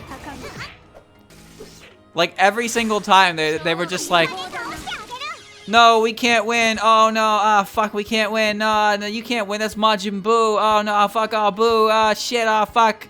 But, you know, the Buu Saga was also just full of a bunch of unhinged bullshit anyway. But, you know, in the Cell Saga and the Frieza Saga, Piccolo had confidence, and he tried his best. The Cell Saga as well. That was like, he had a whole character arc there, man. But then in the Buu Saga, he was just like, you know... And then he barely did anything in Super as well. His role didn't really change that much. Yeah, it doesn't really matter. By the end of it, the only characters of the Z Fighters who really mattered anymore were Goku and Vegeta. Even Gohan took a step back. He had a little bit in Super, but like it really was just the Goku and Vegeta show once Super rolled around.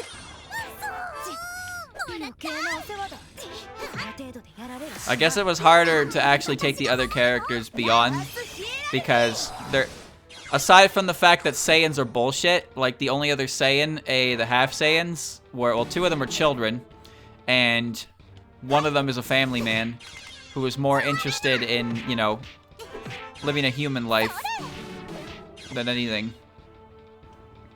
And I guess there's Boo, but he's Boo. Who cares about Boo?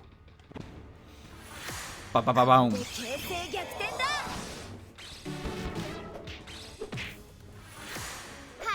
Clock Wonder. Well, the Tournament of Power was a little different. Also, in a very classic form of Writer Forgot. You remember the demon sealing technique that Roshi knows? So that technique comes from Dragon Ball Original, and it was originally used to seal the Demon King Piccolo. However, the cost of using that technique was the life of the user, which, guess what? Wanna guess what it doesn't do in Super? Yeah, that's right. It's even one of his moves in DBZ Fighters. He just doesn't, the user no longer dies when they use it, I guess. Demon Concealing Wave does not cost the user their life anymore. Why? I don't fucking know, dude. I don't need an explanation, I guess. Conviction Knuckle. Thief Slayer. Increased damage dealt to opponents with the relevant trait. Increased damage based on how much you've stolen from the shop. You will constantly be watched by the Supreme Judge of Paradise, Eiki Shiki Yamazanadu. So be good. Conviction Knuckle. King Yama special attack when he fires his forearm to pulverize enemies. These fist bullets can be tamed, but it requires much more focus. Okay. I'm not gonna equip it, but cool, I have Blast Knuckles.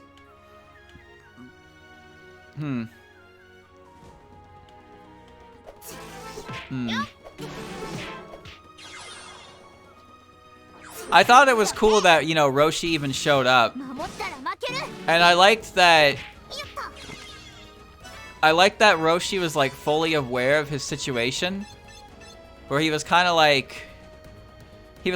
yeah, I'm really old.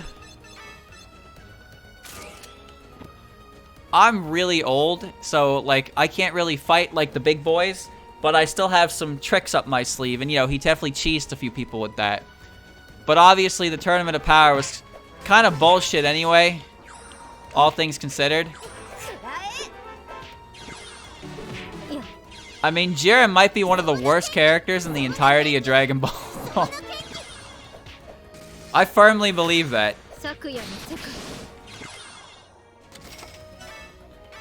I think... What's his name? The other guy on Jiren's squad. The guy with the giant mustache. I think he is a far more interesting character than Jiren. I think Jiren is just boring. Yet he's supposed to be like, the big like, I don't even call it, he's not a villain. He's not a villain, but like, you know, he's like the main antagonist of the arc.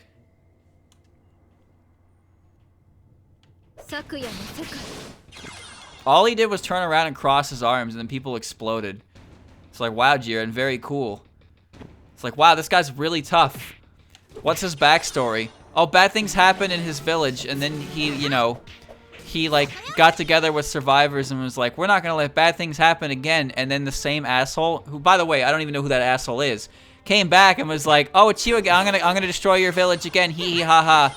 And then his village is destroyed again. And then everybody who Jiren was fighting with was like, no, sorry, I don't want to fight this guy anymore. He's kind of like really scary and strong, and he almost killed me, so I don't want to fight anymore. And Jiren was like, I can't trust anybody anymore. Anyway, now I'm going to do unspecified training for the next unspecified amount of time, and it's going to like rival the capabilities of Goku's Ultra Instinct. Because shut up. Because shut up.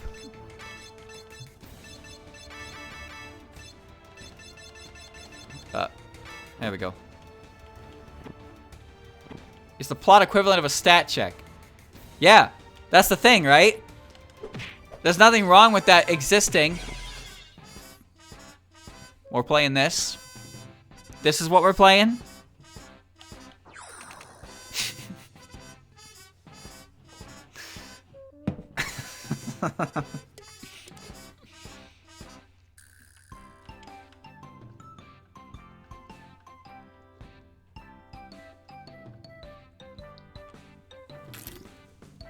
Me and my boys on the xylophone.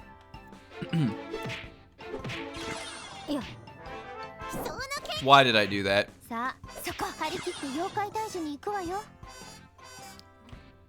bum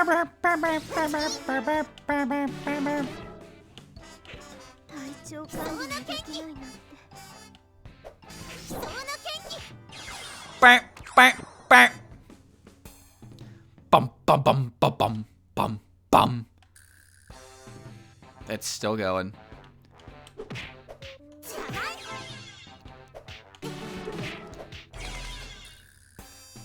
I like that she has a keytar instead of a keyboard.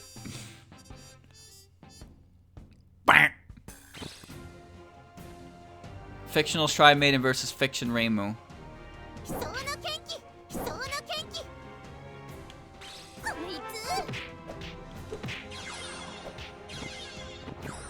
Jam settled over. Now this is some good music.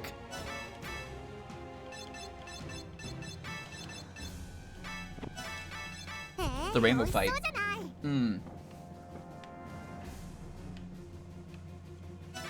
Swift medicine? I think I'm okay. I think I have plenty, yeah. Jiren's just kind of like lazy. That's all. He's not interesting, but he's supposed to be like... He's supposed to be obviously what the climax of the World Tournament, or the Tournament of Power, is like building up to. But then, I mean, to be fair, I think the way that it ended was pretty sick. I liked it a lot, but I just still think Jiren was like, I wasn't interested in what he was doing at all. I just knew he was going to show up because that's how they were presenting him.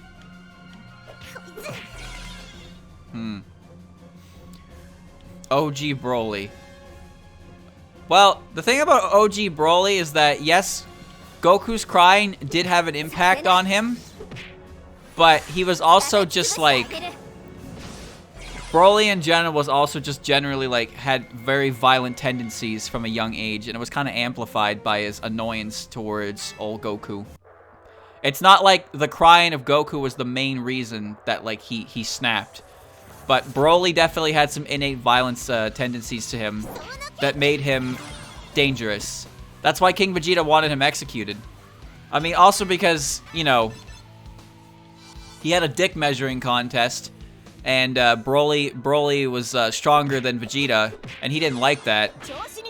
But he was correct, and that Broly definitely had a level of madness to him that was like uncontrollable. But, you know, Saiyans are also prideful assholes. Marissa's not gonna steal anything. Wait, I have anti-theft, don't I? That's fine. As long as I don't confront her, she can't steal from my party members. Was that a green Reimu? Never mind, I'm losing my mind. Orange tail. Ghost tail. Orange tail, it's very eerie, surrounded by vengeful spirits. Just look at it. Fear of death will strike you. I want to avoid it at all costs. Super animal barrier. Hee hee. Ooh, it's fine.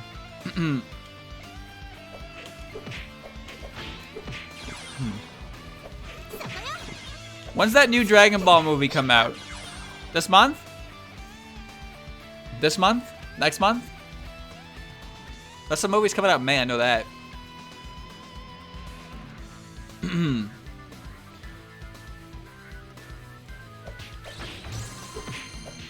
Uh-oh. Ow.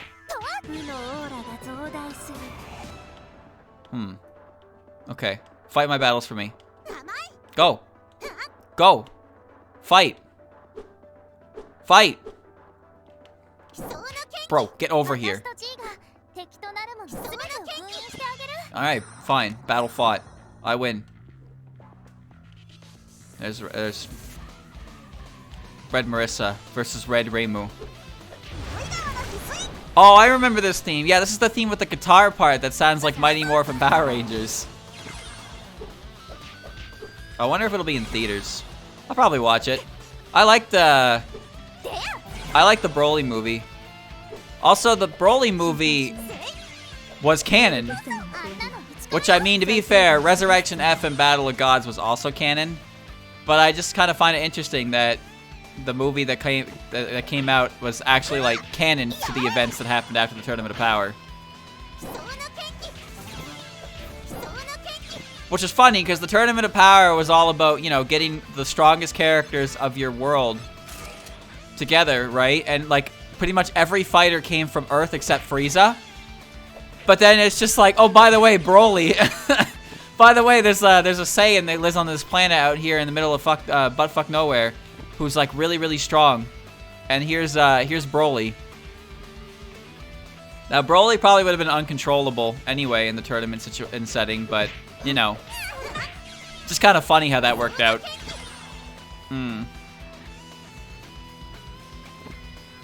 Being canon matters in anything because that's what it means to be canon. Being canon means that you actually exist in the world. Oh, that's annoying.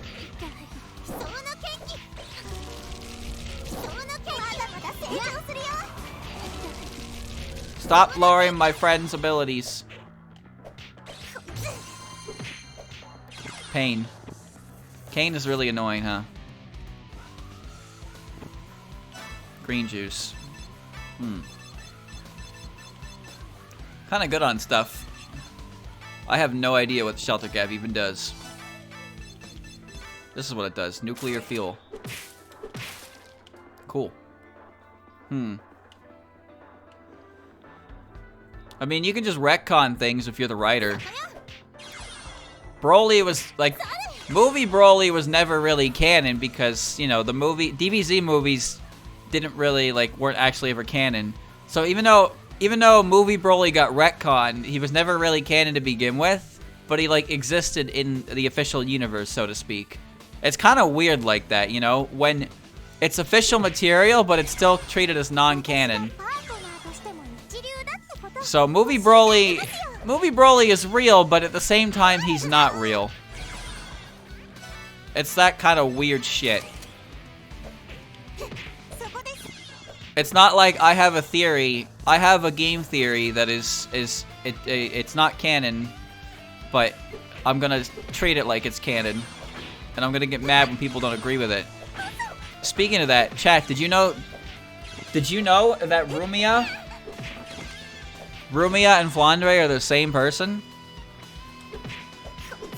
Source. I made it up. But it's true. Trust me. I'm a very reliable source. I don't want to fight Marissa. If she steals something from me, I'm gonna get real fucking mad.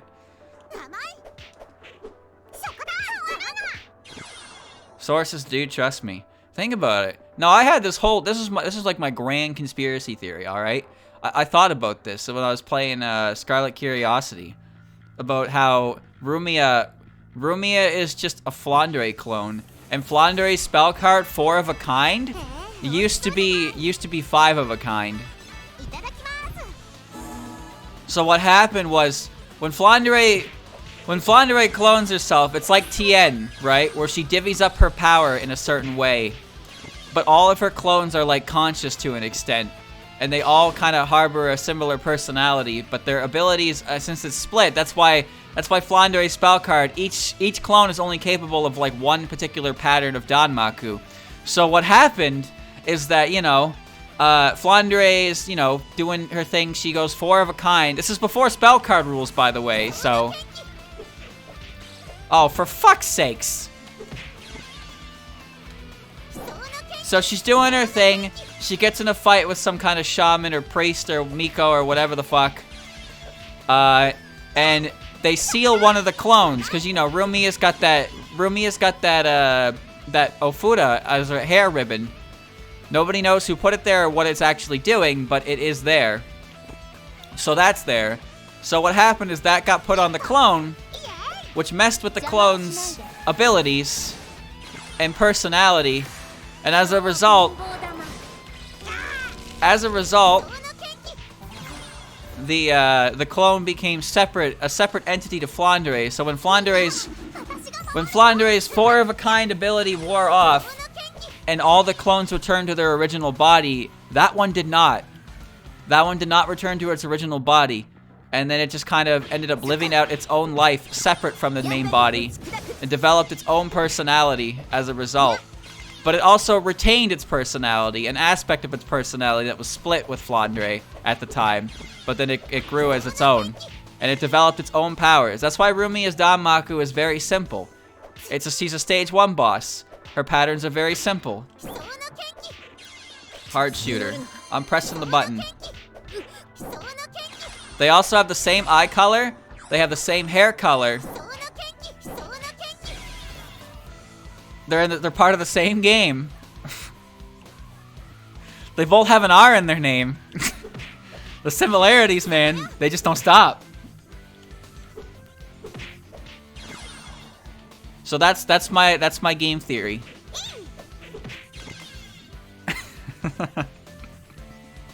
That's my game theory. So Rumia is just the last member of 5 of a kind who broke away from Flandre and became their own entity, completely unaware that is what happened at all. Flandre doesn't even know.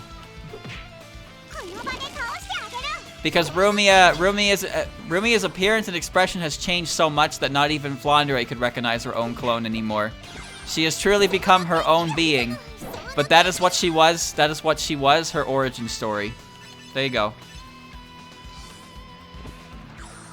Nothing but facts and logic. Go ahead. Find a discrepancy. I dare you. I dare you. If you can find a single discrepancy in my theory, let me know so I can ban you and pretend that you never had one to begin with, so my theory remains unchallenged.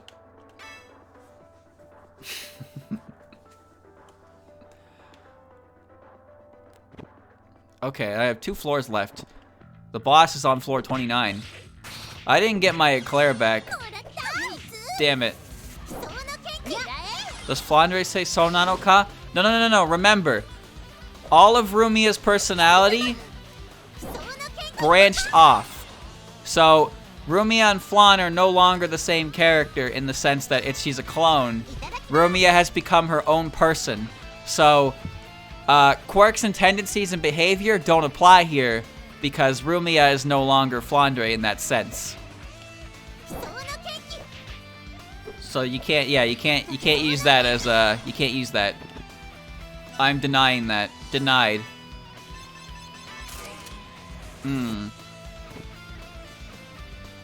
Explain the T-posing, because it makes her look like a saint on a cross. Which, by the way, that is a reference.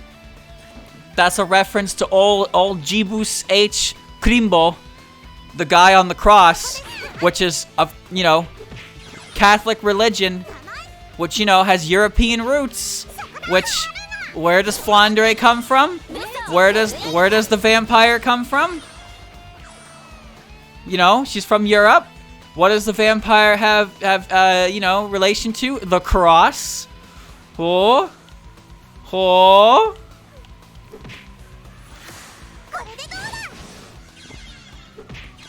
It's all making sense, see?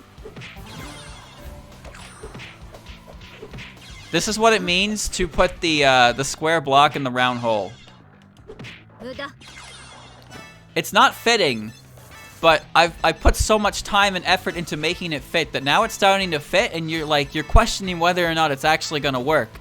And then when I finally get it through that hole, you're gonna be like, oh, I guess it can go in there the whole time. Yep. This is my plan. This is my theory.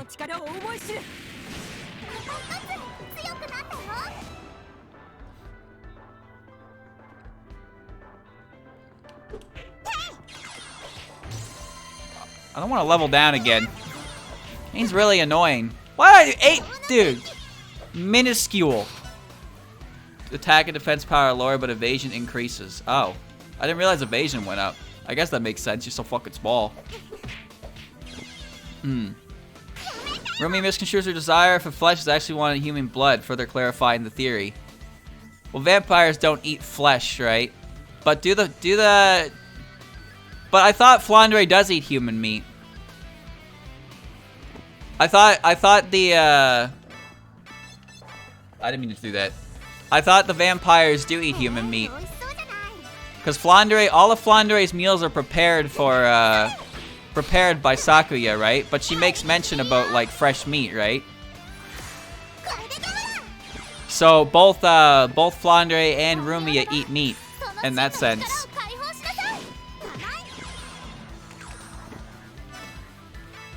Ichigo.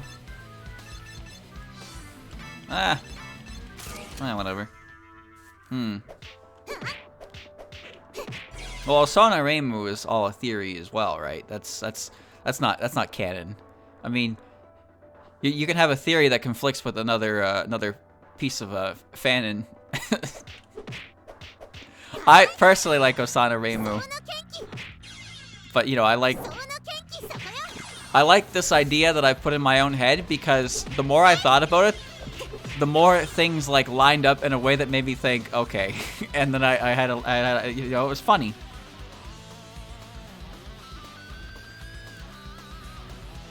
I don't think any of a vampire's well-established weaknesses actually have ever applied to Remy or Flan once.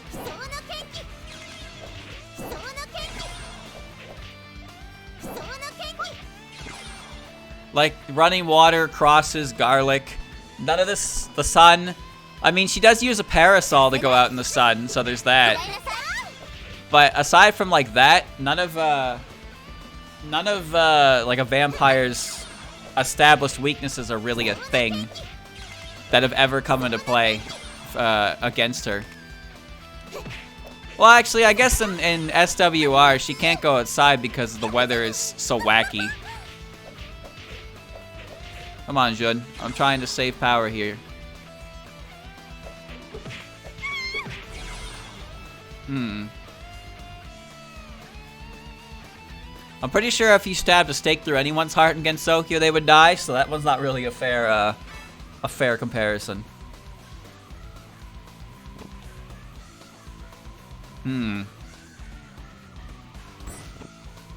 Spear of Mystery.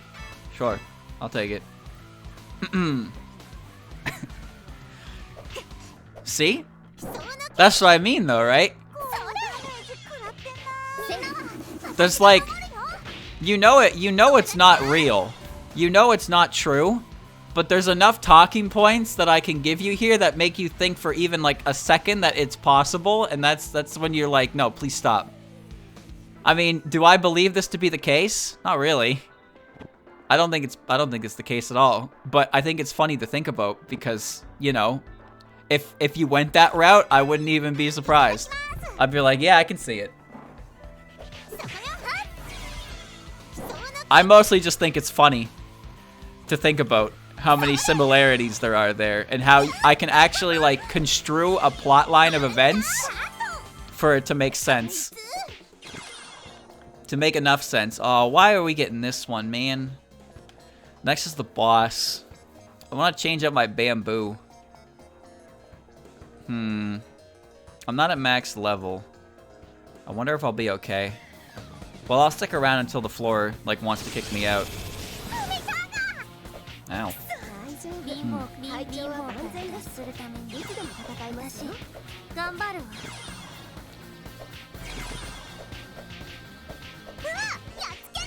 Rayson either jumped from the moon out of cowardice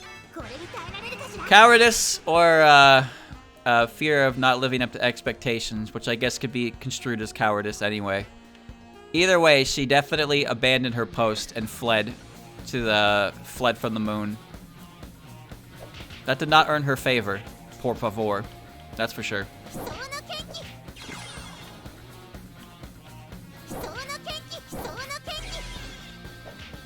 Don't do it. Alright. Yeah, I'm gonna walk around the floor, get as much as I can. Maybe get 2 levels. And then we'll go to the boss. Anything to help prepare for the oncoming shit show. That will be a fucking Genso Wanderer boss. Oh, man. Also get some items. Alright. Stab. Dude! Do I have anything that stops level reduction? Because that is such annoying ability. Material, friendship, break damage, amnesia, neurotoxin, drunk, wristband, Yudo. I don't think I do. Item drop, venom, dwarf, mouse seal, hypnotism, shadow bind, hallucinate, enfeeble, feeble, vitality, bound, adhesion, power seal. I don't. Kane really makes this game annoying because she just undoes all your EXP and puts you down to the previous level. Why would anyone think that was a good idea is beyond me.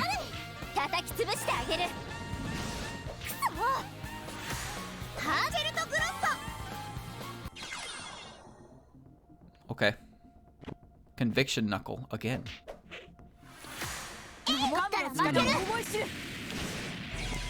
What would happen if Remy and Flan met up, do you think?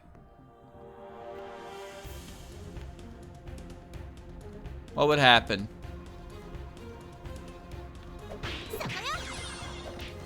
You could also chalk Rumia's intelligence and attitude up to the fact that she is, you know, 1/5 of a original whole. She has some sass to her for sure, but she's also a bit of a scatterbrain. But she's also, if she's originally someone's conscious broken into 5 parts, you could expect there to be a few holes in important places, right?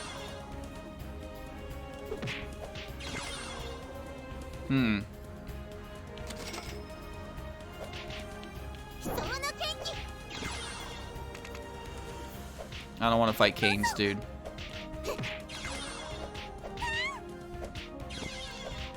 I don't want to fight Canes. I don't really fight Marissa either. There you go. Well, I don't have a time warp watch. Oh well.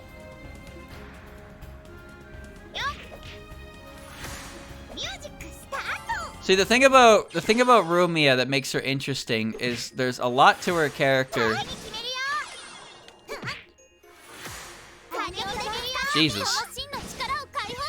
There are a lot of elements to her character that aren't fully explored, which is kind of just the nature of EOSD characters.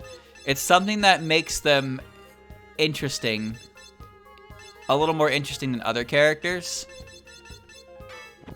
is the fact that the amount of information we have on them is quite slim, so there's a lot of room for, like, theory, so to speak. right? So in Rumia's case, the one thing we know about Rumia is that she's a yokai of darkness. And the reason, like, I guess Zun's reason was he wanted to include a character as the first boss who had a powerful sounding ability, but turned out to be a bit of a pushover. So, from that, you can... Oh, okay. From that, you can gauge that the term yokai of darkness, while broad, is supposed to sound intimidating, right? So there's that. And Rumia can't fully use it because she's a stage 1 boss. But then she has a sealing talisman on her head, and nobody knows who put it there or what it actually does. But nobody fucks with it. Why would a character who is so weak with a scary sounding ability have something like a sealing talisman placed on their head, right? Unless their ability was not as weak as you were led to believe. Alright, let's put the... Where's my... Where is it? Not the pillar. What was I using again? It's up here somewhere, I think. It's the exorcism rod, right? Yeah, I don't need the bamboo on anymore. Everything else seems pretty fine. Yeah.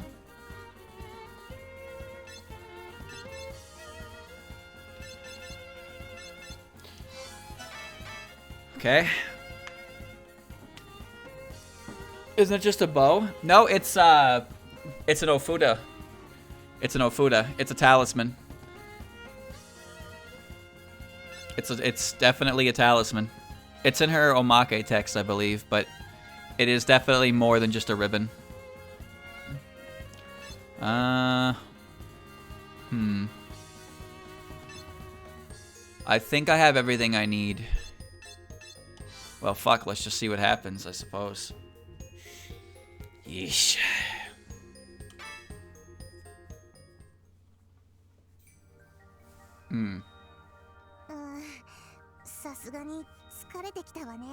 Goodness, I'm getting exhausted. I suppose it's not called a Grand Labyrinth for nothing. Sure would be nice if it ended soon. Whining already? That's just sad. I recognize that shrill childish voice. Who are you? It's Remy. No, it's me. It's me! Why would you ask a question you already know the answer to? Did I kill 5 Remys? I don't even remember. What? You're kidding. What am I doing there? Heed my words.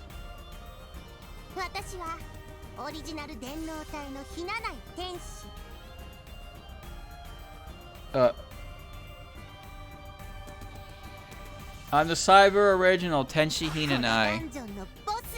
The boss of this dungeon. Ah. So that's what this is. Talk about bad taste. Oh, you think it's bad taste, huh? Don't you? Well, yeah.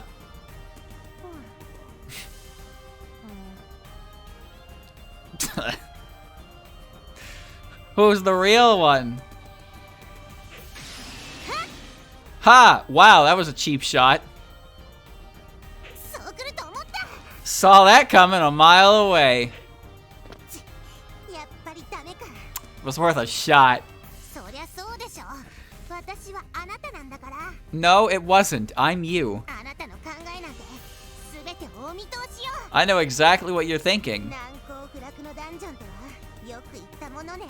So when they call it an impregnable dungeon, they're not kidding. Brilliant deduction, me.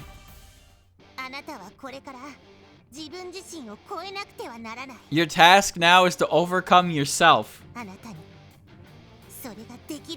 Are you capable of that? A foolish question. What was that you were saying about asking a question that you already know the answer to? Whoosh! Yo, that's some nice guitar. A foolish question indeed.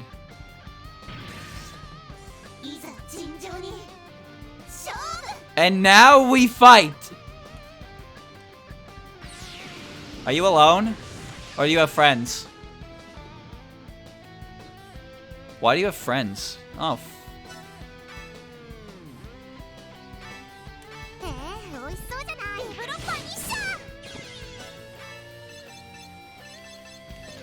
Nice guitar.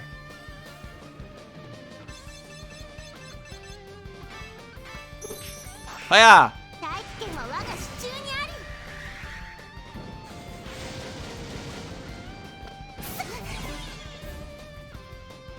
That did like no damage.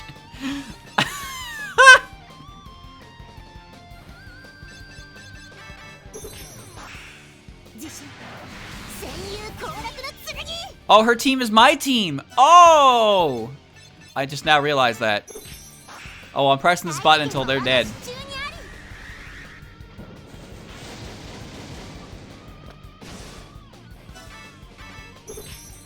Swift medicine.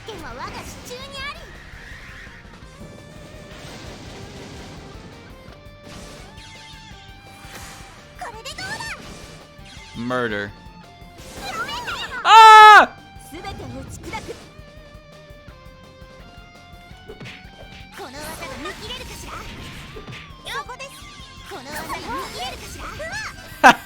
Didn't actually do that much.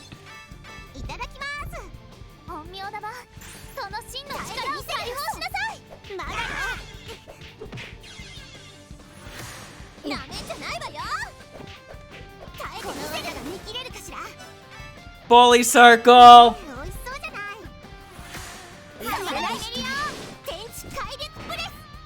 Bro, she actually just died. Bro, I actually just died! What?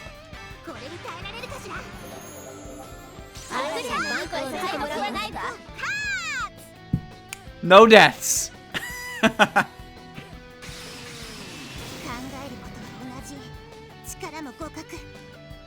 She died so fast and then she hit me with some bullshit. But I lived. Tenshi and Tenshi, just vibing.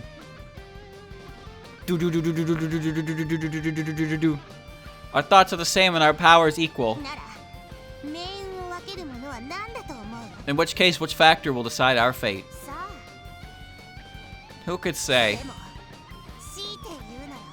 If I had to guess...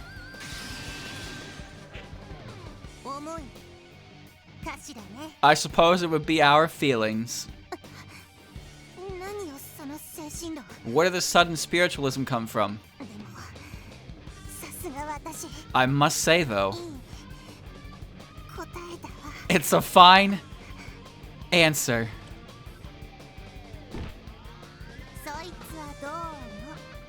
Dead she.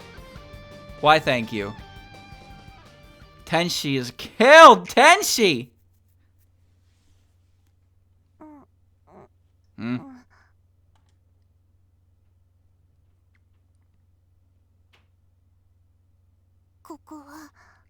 Where am I? Oh. Right. I was... Ah, you're awake again. So, you're finally awake. Why are you?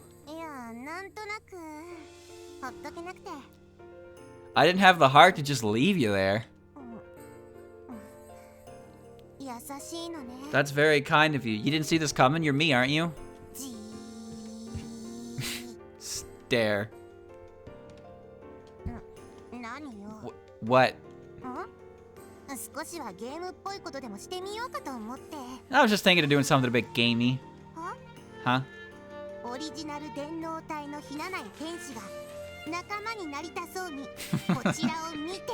The cyber original Tenshi Hinanai is looking this way like she wants to join us. Will you recruit her?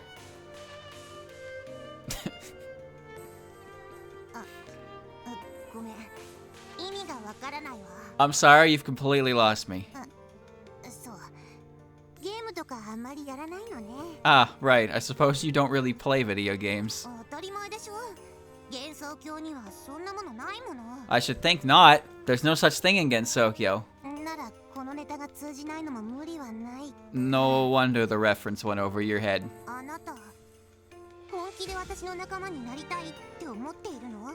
You seriously want to join me, though? I guess that's why the character art cut-in specified Tenshi as real. This is why. If you're willing to have me. What do you say? Will you recruit me? I think that goes without saying. I think that goes without asking.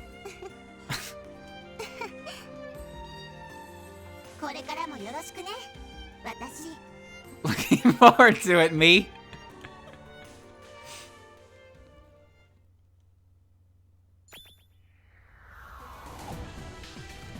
Well, I've already used that as a background. Yo, I nailed that one. Damn. Kaboom. Nice.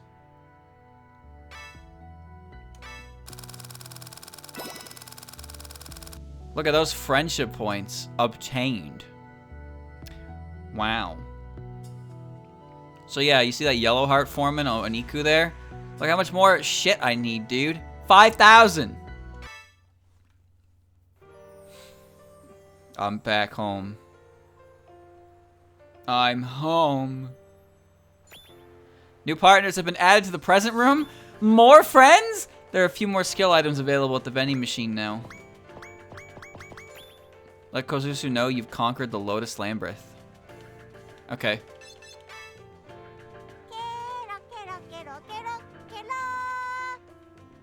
Ribbit, ribbit, ribbit. I'm in such a good mood, I can't stop humming. Kanako takes herself way too seriously. She needs someone like me to bust her chops.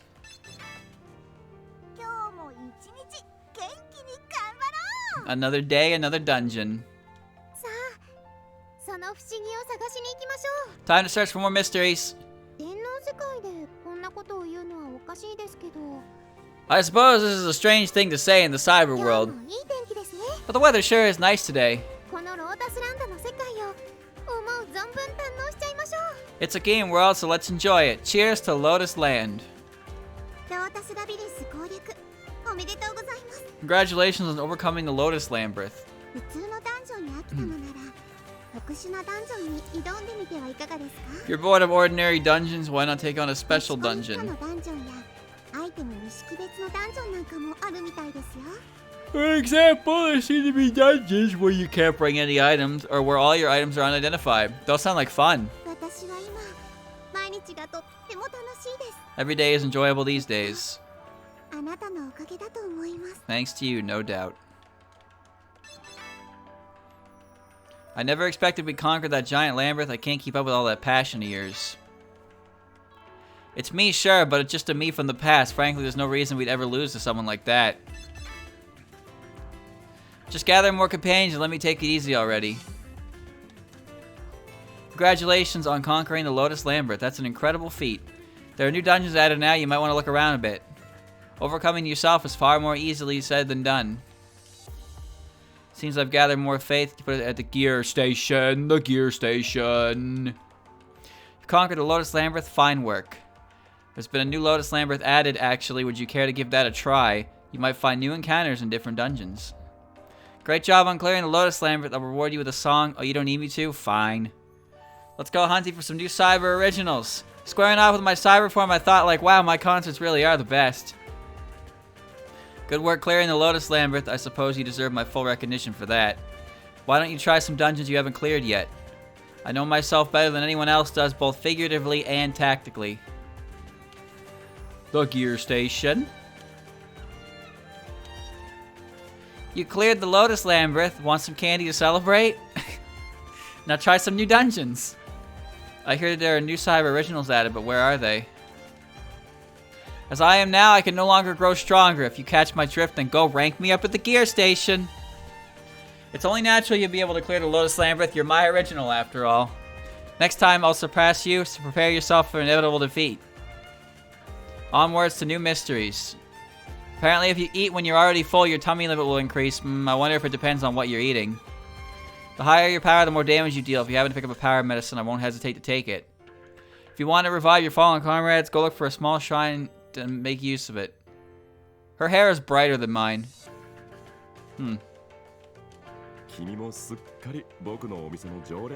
You're a veritable regular by now. I hope you'll continue coming to Korindo Moria Shrine Branch. You must have cleared more than a few dungeons. So I'm guessing you have quite a collection of rare items. I'm almost jealous.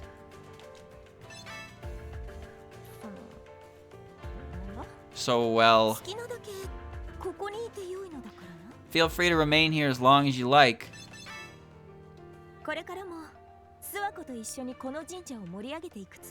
I fully intend to keep things lively around the shrine along with Suiko. Well, she herself may not be a fan of my plans. Peace is a fine thing indeed.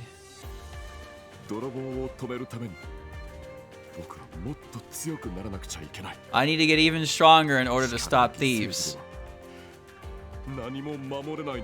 Justice without strength can never protect anything, after all. Don't worry, I'm not stealing. I can't believe we cleared the Lotus Labyrinth. Really, even I'm surprised. Perish the thought, but am I not that very scary? Oh, I could have done without hearing such a harsh truth. Maybe I'll be able to spook those newly added girls. Wow, you actually cleared it? You're actually an impressive person, huh? Did the cyber enemy version of me seem even unluckier somehow? Not really, you say. Oh. Just make new friends makes you happy? That positivity hurts to look at. Jeez. Now to the other side. Ha ha ha ha ha ha. Stronger. Better. Faster. Stronger. Congratulations! Beating the Lotus Labyrinth is really impressive. Even I'm big enough to take on me. Gosh, not even having a size handicap is awesome.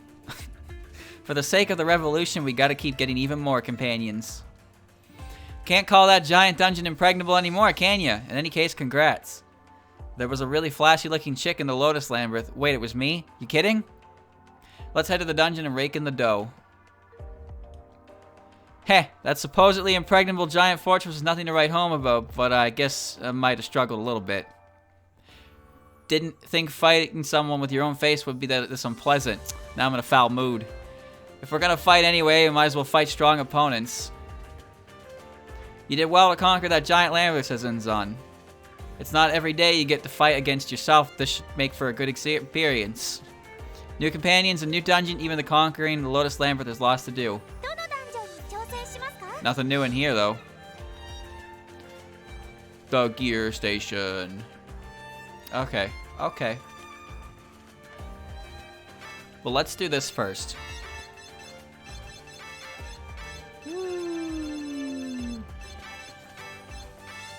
Woo!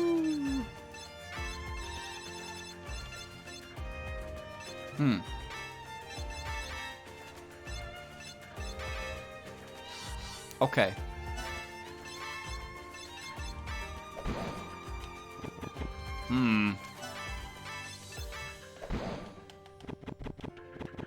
Okay.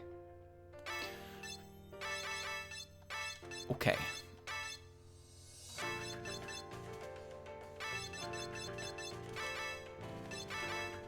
Okay.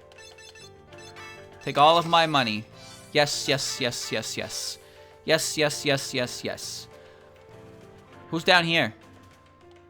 Hello? Friend? Oh!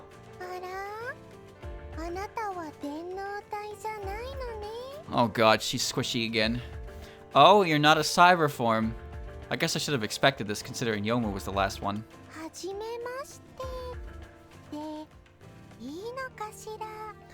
Nice to meet you, if this is our first time meeting.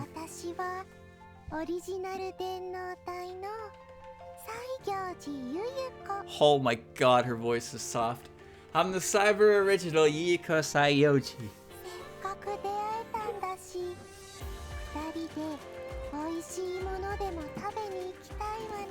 In honor of our meeting, how about we eat some delicious foods together?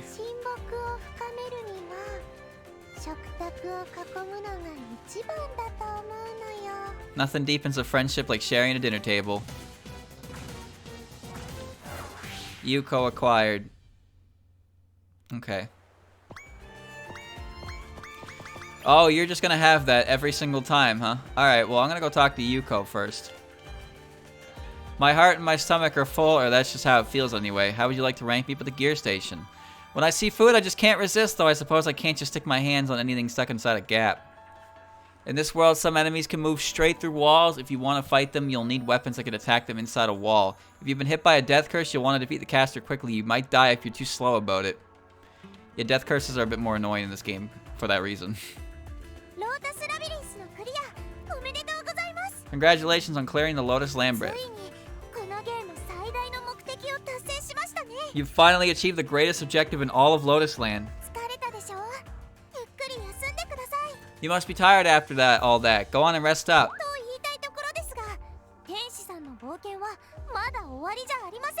But just remember, Tenshi, your adventure isn't over yet.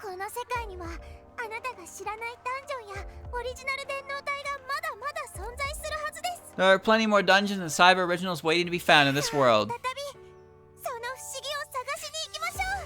Let's go out and search for mysteries once more.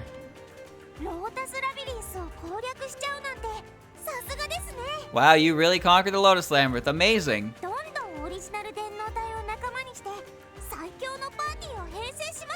Just keep recruiting cyber originals and form the ultimate party. I know you've got it in you. I never knew life could be so fun. I'm glad I got to meet you. So what, you got new dungeons?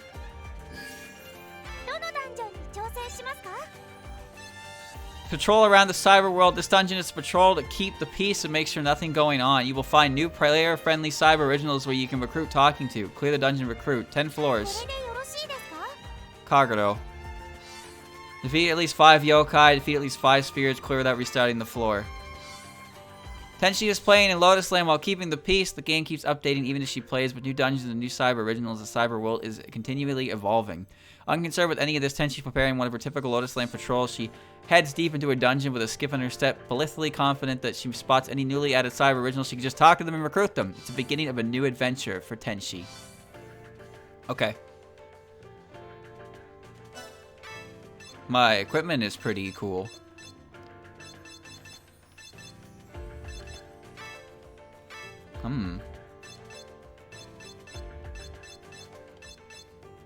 Where is that? Yeah. Okay. Alright. Okay. The gear station. See how it says real? So, cyber original ones. I didn't really get anything new in here, did I? No, I didn't think so. Not the flowchart. Rank up? Eldest daughter of a siege, yep. And I can rank her up again. I see. The ones Tenshi uses are different from the one her cyber original uses. Also, you can see there's a slight difference in their hair color. Upgrade Yuko. Upgrade Yuko. Okay. I'd still need like one more thing for that. Can I buy a pair of small bells? Let me see. Oh, they sell Miku Shaku here. Huh. Well, I have the better form now, but I'm surprised I never found that one. There's the Fist of Conviction. Kokuro's folding fan for an insane price. Dormy Stream. Yeah, it's a Hekatia's Star, the balloons, yeah. I'm looking for small bells. They do sell it. Okay, hold on. Thank you, neighbor, for the resub. 1300. I'm gonna buy that, break it down, and then I can uncap Kozusu. Yeah, it seems like now he carries all the level 1 stuff. Okay.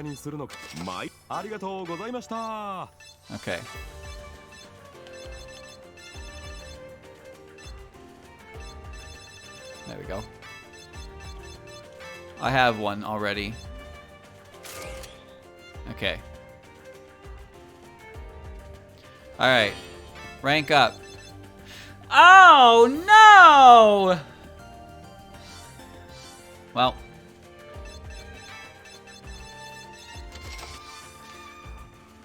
Back to the shop again. That's right. Back to the shop again. Why is the purple ribbon worth so much? Jesus Christ. Whatever. Whatever.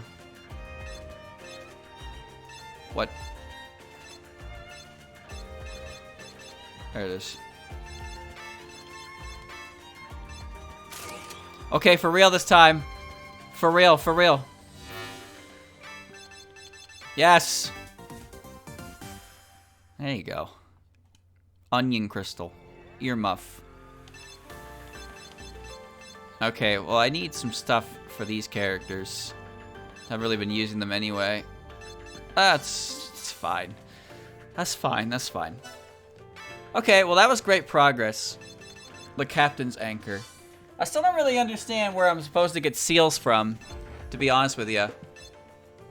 Or like, what's the point of even leveling up equipment, level 1 equipment, because level 2 equipment is just better and it has a higher cap rate.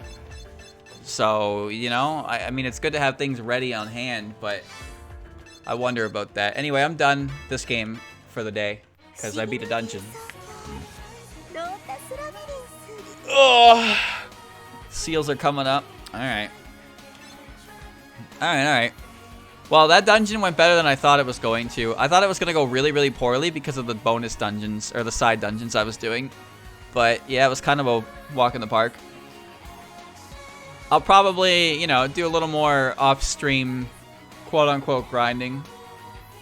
Just to get the wily beast and weakest creatures up to rank 3. I might use them. You know, I want to get the cut-ins and stuff.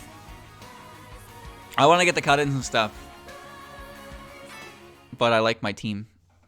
So, you know, I don't know about what I'm going to do about this friendship thing, but I think there are a few characters I'll probably just use like once or twice, get the cut-in and then like shelf them unless they're like really good, but I don't really know which characters are good and which ones aren't.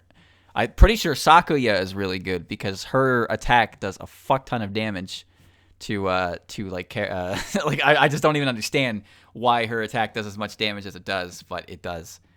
And like Yam's attack was kind of underwhelming at first, but now it can inflict venom, which is pretty insane. So they're going good. But like Shion's Poverty Bomb is kind of like, it's not really doing much. Reimu's Fantasy Seal as well. It's not doing, it hits everything, which is nice, but it's not doing a ton of damage like I want it to. So, you know, some characters, like I don't even know what Kogasa's doing, to be honest with you. That's another thing. Kogasa's not like doing anything at all. So we'll see. But yeah, I'll just continue playing the game like normal next time. We'll see how it goes. That's all.